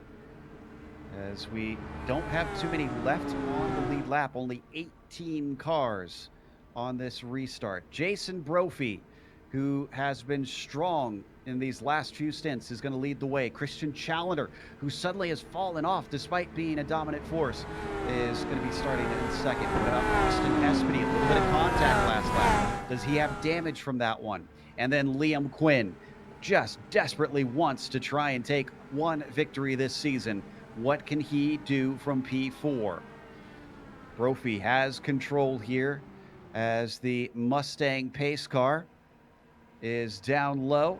He ducks off. Green flag is out as Brophy is off. Going to be 16 laps to go here at the line. Challenger does not get a good restart. Espedy close behind him as they come down into turn 1. They leave a big gap back to the next one, which is a lapped car, Ryan Steele. And then basically it's those top 4 stretching away from everyone. Christian Challenger with a monster run. He's going to get down to the inside. He'll get the track position he so desperately craves, but can he hold on to it? Brophy tried to close the door, can't quite do so. Austin Espedy now through into second place, and he's got a faster run than Christian Challenger. He's going to look to the inside line now as Liam Quinn tries to chase in behind them. Look at the run he has. He's trying to find a lane that's open, can't quite find it. Espedy to the bottom side. He's going to try and take the lead over from Christian. Going to be able to do so. Brophy follows him through, but can't get the power down out of the corner. It's going to be 3 wide for second as they exit 1 and 2. And a caution. Another caution. I think Ryan Steele again involved in this one. It was. He got tipped by Jeff Schmeier, sadly, and got sent spinning to the outside wall. Here's the incident. That probably is going to be day done for the number 12. Oh, man. Big Nowhere, hit. nothing he could do in that situation. Yeah. Slight net code, I think, as well. The internet not treating him very well today. This is going to reset and give them even fewer laps to sort it out. But if we get down to a restart with very little to go, man, did you see Christian Challenger just fly on by? That second place looks like where you want to be on the restarts. Yeah, DJ, it's something that I noticed as well about how the leader just seems like a sitting duck on these restarts, and especially the person in 3rd or 4th seems to get such a big run when they come around for the second lap. You read my mind, Adam. If I'm coming into these last couple of laps on a restart, the last place I want to be is in 1st. You want to be in 2nd or 3rd. Try to get that good draft off of 2. The main pass you're going to see for the lead being down that backstretch. The only hope you have if you are the leader is trying to sort of, frankly, willpower the start. Back everybody up a little bit and then just floor it and try to get a good jump. But other than that, you will be a sitting duck by the time you exit turn 2. I believe in the rulebook for the majors, they offer about a 10-mile-per-hour buffer between the pace car speed and the speed you can lead people to the line on. So if Austin wanted to use that, and also I believe this is the first time we're seeing Austin Espedy lead a restart, and he has a lot of experience doing this. So this might be a different looking restart than we're used to. Certainly could. I'm sure he's going to try and keep them on their toes. Brophy back there in 2nd. Could be relatively happy with this, though. He knows that he's going to be able to slipstream on by. And the restart, if I'm not mistaken, will be on lap 240. So it'll be a 10-lap sprint, barring another caution, in which, if that's the case, I believe we'd only really be able to get one more caution in. What's amazing to me about this race so far, and of course knock on wood here, but we only have 5 cars out, and that includes Ryan Steele, who's taking repairs right now. He might still be able to get running. All these Ryan Steele definitely is within the 75% mark to get your points for this race. Andrew Waring, I believe he's gonna fall short of that, unfortunately. Well, I'll have to keep my eyes out and recheck the rule book on that one, but considering this is the last race of the season, it's not going to matter so much for those drivers, but just impressive to see how many people we still have running and how clean this race has been so far. I'm also trying to spot Travis Warling. Or excuse me, Steve Driscoll. There he is, 21st. So more points gained for the number 51. Who's actually coming out of pit lane right now. And based on what you were telling me earlier, it does appear that he will still be 2nd in the championship, although it'll be incredibly tight. I'll see. So 21st position gives 286 points. So he would, so Travis Warling would gain 104 points on Steve Driscoll if they were to finish as they are. Yeah. He needs roughly 122 points to tie him And from there, I'm not sure how that tie would break because they're tied on wins currently. So we'll have to check the rule book on that. Regardless, could be a moot point because we're about to go racing once again. And Austin Espedy will lead the way, starting from 11th, ahead of our pole sitter, Jason Brophy, with Christian Challenger qualified 4th back there in 3rd place currently. Does he check him up or does he hold station? He's holding station right now. Pace car is in. He goes immediately. Big off for Espedy, and that actually caught out Liam Quinn, who had to brake big time behind Christian Challenger. Down into turn 1. What's this going to look like on the backstretch? Oh, does he let him through? Espedy lets Brophy through. Is he going to try and get him back here on the backstretch? Not a bad restart for either of them, but look at Liam Quinn with a head of steam down the bottom side. Espedy's going to try and cover him off on the bottom side as well. Here comes Christian Challenger trying to make a 3 wide around the outside. He tries to carry his speed, but here comes Travis Worling with a head of steam. Here he comes, flying off of turns 3 and 4. He's going to pass Liam Quinn on the inside, and look at this, Christian Challenger to the middle, 3 wide for the lead. Everybody's on it now. 10 laps to go, and Worling needs these spots, by the way, for that 2nd place in the championship. All he needs is 4th or higher with how things sit with his rival, and he's thinking the lead. No, that's Quinn down at the bottom. Quinn with a mighty run on the backstretch, 3 wide, and he's going to take the top spot away. Behind him, Brophy gets a little bit of the slipstream and then comes back up high.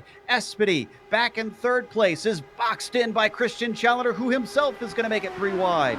This is intense stuff. They have Wade Hayes, a lap cars tucked in behind them. Jeff Schmeier's catching up to this. Aaron Roofs as well. These guys going 3 wide is making them very, very slow on track, and this is bringing everybody to the fore now. Here we go with Liam Quinn currently leading, but look at this. Jason Brophy trying to go all around the outside. Here comes Wade Hayes trying to unlap himself. Travis Worling stuck underneath him. He's going to lose some time. This really is looking like a super speedway race for NASCAR.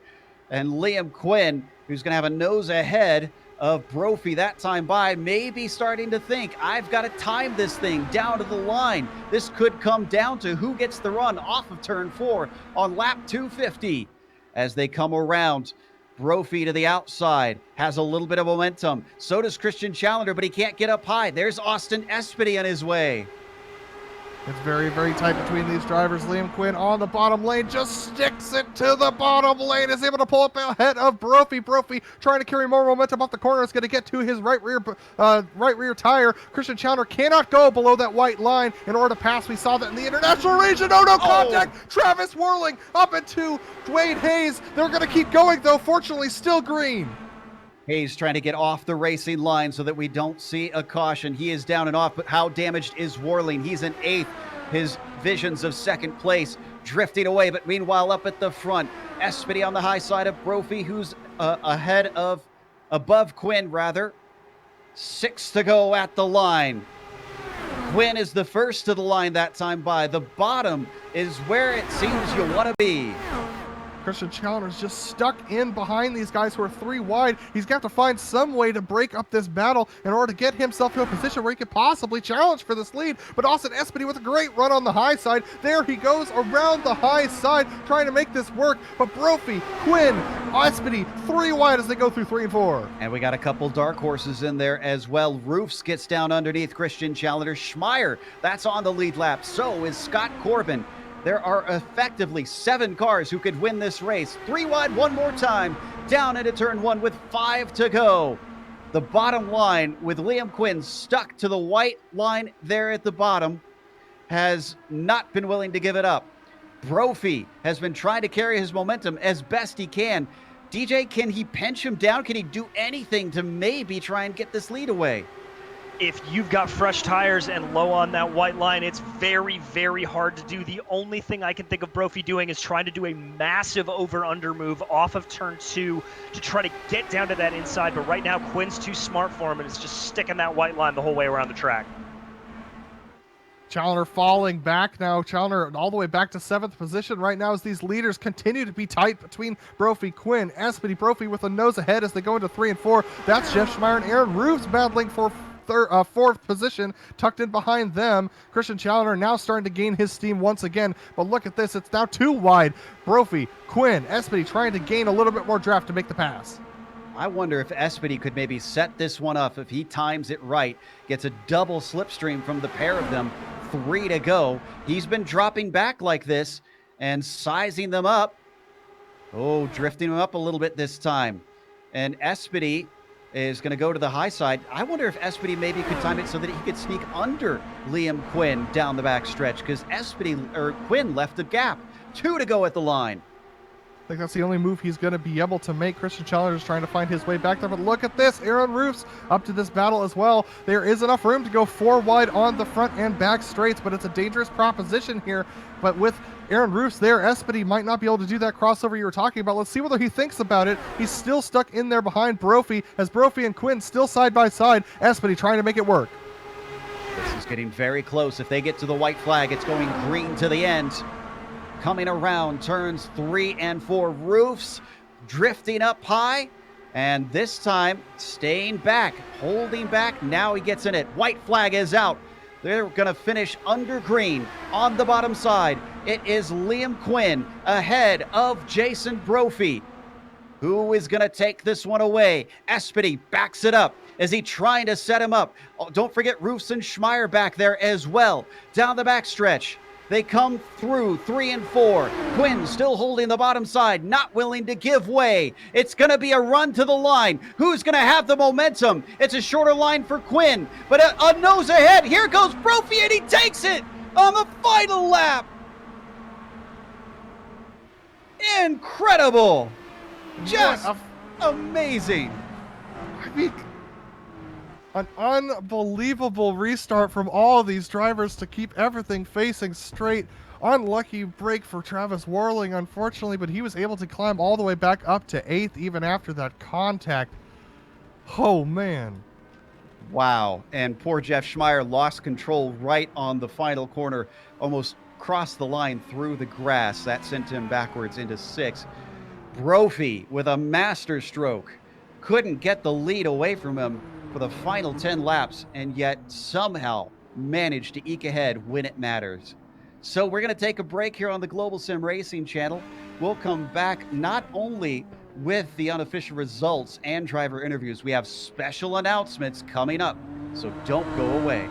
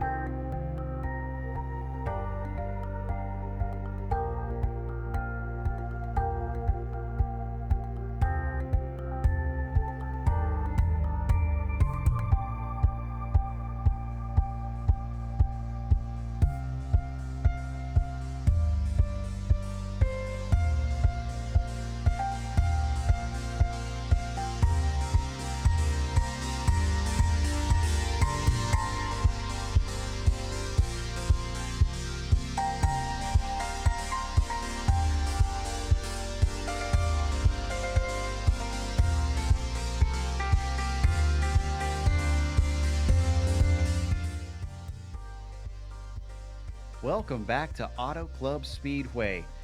The race that we just witnessed came down to inches at the line. And Jason Brophy, who looked like he wasn't going to get it in those final laps, somehow eked out 19 thousandths ahead of Liam Quinn to claim victory. And Quinn with second was ahead of Austin Espedy, who did get a podium. Aaron Roofs in fourth, ahead of a surprise fifth place finish for Christian Challenger, who just somehow fell away at the very end. Jess Schmeier in P6 was followed by Scott Corbin in seventh place. Travis Warling finished in eighth. That is not going to get him second in the championship, sadly. Mark Stevenson with a ninth. There's the top 10 he was looking for. And Wayne Hutchison rounding out the top 10. Nick Kuhn on an alternate strategy all day with the cautions he needed at the end of the day to settle it out, ends up in 11th place with Bob Beltrami with his long stop during the first stint paying off for 12th. Bryan Barns comes home in 13th place with Marcus Tracy in 14th.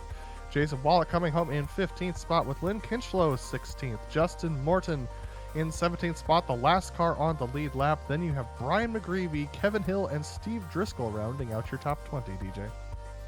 In 21st was Adam Hollick, followed by David Hall, Grotto Perez Torres in 23rd, Brett Torson in 24th, Wade Hayes 25th, Ryan Steele 26th. These guys not seeing the final flag there by the end, followed by Andrew Warren, Lyndon Swaby, Rob Gall, and William Fletcher. And I believe we're going to talk to our winner, Jason Brophy, who parachuted in to see what he can do against the best of the best in the world here. And Jason, you proved yourself an IndyCar master today, but talk about those final laps. Were you trying to set yourself up for that run to the line, and did you think you could do it? Yeah, I had a feeling I knew what it was going to take, and it was going to take me getting a good run through 1 and 2, and then just holding Liam as tight as possible. And it's, you spend the 8-9 laps trying to get in front as best you can in case of a caution before that, but then I was just prepping for the last lap in case it wasn't. So, trying to figure out how tight I could go. And I know on that last lap I held it tighter than I had in any of the laps before. So, it was a blast. It was a blast to watch for sure. Before that, in one of the stints late in the race, we did notice that you suddenly were able to pull a monster gap on everybody else. What made the difference there compared to all the other drivers? Christian and Liam were fighting tight. I managed to get around the 2 lap cars, and then I could kind of have clean air and just keep my foot in it.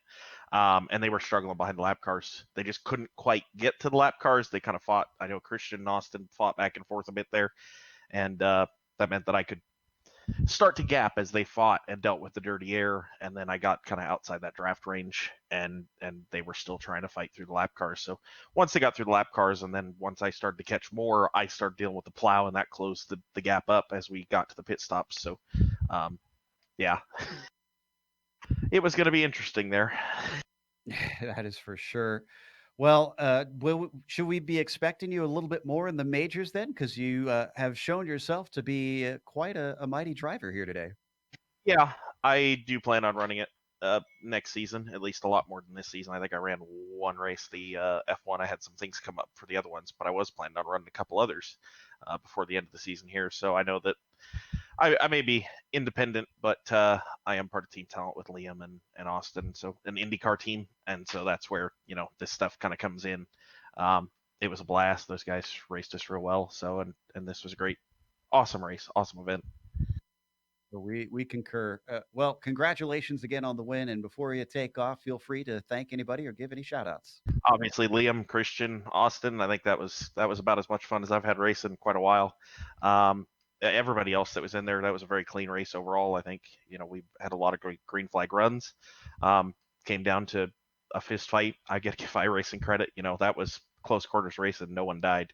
We're going 220. The prediction never predicted that we were going to hit, and none of us went sailing off into a fence from, well, I say at least Liam and I and Austin. So I was kind of half expecting it and did fantastic. So you guys, thanks for broadcasting, Mike for putting the races on, as well as everybody else involved in majors. So that was Jason Brophy, our winner. Up next, Adam has caught up with Liam Quinn, who you have to feel for, still winless this season. Yeah, Liam coming within 2/100ths of a second of a win here today.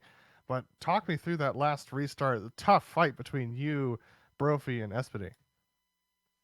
I think we knew as soon as the course come out, it was just gloves off, really. To be fair, I think Jason, based on the race itself, does definitely deserve to get the win. So I'm not too upset with P2, considering I was looking at P4, maybe P5 with Travis catching me. So with that situation, you kind of just you pick a lane and you stick with it. And that bottom lane, you bottom out coming out of two, into one and out of four. So I was holding it for dear life a couple of times. So came close though. Absolutely. In the couple of runs previous, though, it seemed like you were having trouble later on in the run with getting the front end to turn, especially in traffic. But you seem to be fine in clear air because you were leading a couple of runs before that. What do you think was making the difference in those later stages of the run? I put a ton more wing into it later in the stint, but I was telling Christian, like my strategy of avoiding dirty air was just not be in it, be in the lead and hope for the best, really. But I don't think I was good enough for fuel, so I had to drop behind Brophy, and that's when I really started to struggle. So I think Austin and Brophy especially just outdrove us today. And thinking back on this season and your performances this season, what do you think is the biggest takeaway you're going to take out of this season? Preparation and performance has been better than I expected. The results haven't been, but I'm not too fussed about that. I don't think I was in the fight for the championship anyway, with how Christians just tore up the whole thing. But more results, more consistency, and I'll be right up there, I think.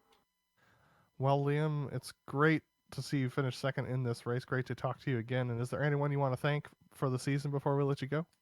Yeah, all Kinetic, all Team Talent. Really good preparation for the season and done really well in all three regions. And obviously all the admin team at the majors. It's a great series.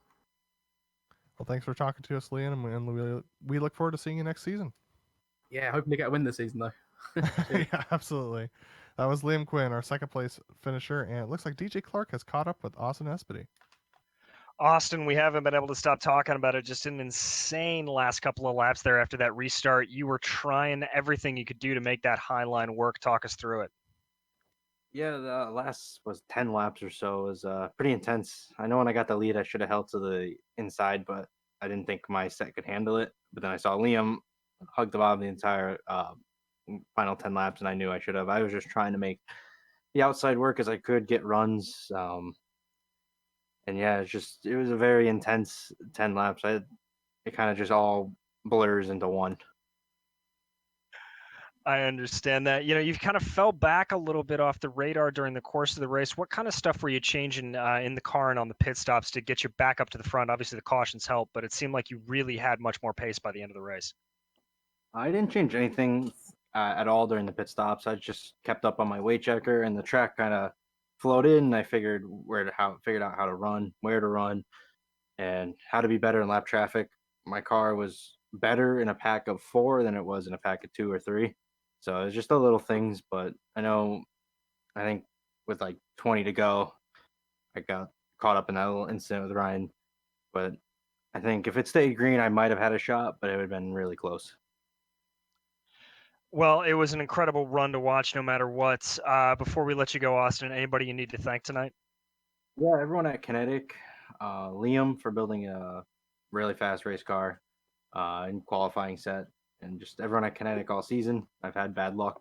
I've basically crashed every race, but hopefully this podium turns things around for 2021. Well, thank you very much, Austin. And Joe, we throw back to you. Absolutely. I have a special guest that we're going to talk to. Those who are familiar with the majors knows exactly who is coming up, and that is Mike Willett, the organizer of the series. Mike, congratulations on a spectacular 2020. Even though it was a bit of a rout in terms of the Pro Drivers Championship, we had some of the best racing we've seen all season. What's your take? It was a great year. And hey, Joe, thanks for having me on, and really appreciate all the work you guys have done, not just this year, but for the last 8. But it was a great year. This was by far our biggest year in terms of participation for all 3 regions. Hopefully we can just keep building excitement in the series. But yeah, when you watch a race like the one tonight, it makes you feel really good about what you're about what you're building. When you watch a race that is indistinguishable, or in some cases, dare I say, even better quality racing than you might see in the real deal.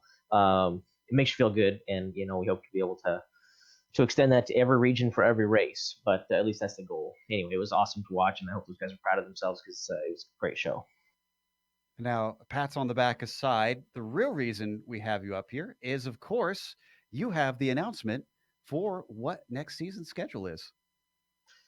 Yeah, absolutely. So we'll be talking about the schedule on the Majors YouTube channel here in 6 minutes. So we'll be going over that from top to bottom. I'm excited to do that. So if I think Sean's putting the link in the chat, awesome.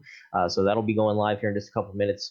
But with regard to the schedule, we are keeping the 3 regions, so the Americas, the European, and the international, and I'm super excited to announce that you guys, GSRC, is going to be handling both the Americas and the European region for us next year. We are extremely excited as well. We've been keeping that under our hats for a moment now, and are looking forward to being able to cover more than one of these, as that's something that we've hoped to do for some seasons now. Man, Mike, we can't thank you enough, not only for hiring us to cover these, but also for the incredible amount of work that you do behind the scenes to make this happen. And of course, to all of your helpers, your staff is immense just to make sure that these things all kick off and go smoothly. So our huge hats off and thank you to you for everything you've done all these past years. Oh, absolutely, Joe. Thank you. And we absolutely could not have done this without you guys. And I do, of course, want to thank Wayne Hutchison, John King, Travis Warling, Andres Robertson, and Eric Mickey, who are our current competition committee members. We've got 2 or 3 new guys we're adding for next year, and just really excited to be working with GSRC as always. And of course, you guys are covering our new MTech series here starting in just a couple weeks. Also very excited for that. Looking forward to some good endurance racing there. Well, thank you for coming and talking to us, Mike. And I look forward to the fun of the schedule being revealed and see how everybody reacts. That was Mike Willett, our winner. Sorry.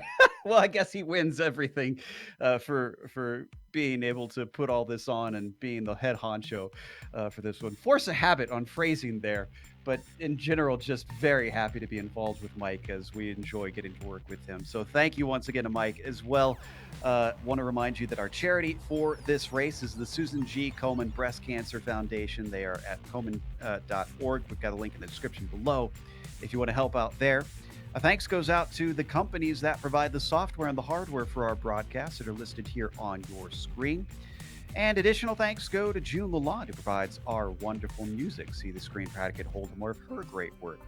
Thanks to the team today, Sean, Adam, DJ, and Dougie. If you'd like to find out more about GSRC, including upcoming races, you can find it at globalsimracingchannel.com. Or you can check out our social media outlets, which includes Twitter at GSR Channel, Facebook at Global Sim Racing Channel, and Instagram at GSRC_Graham. If you'd like to support us, check out our merchandise store at gsrc.storenvy.com. Got a link in the description below if you just want to click it down there.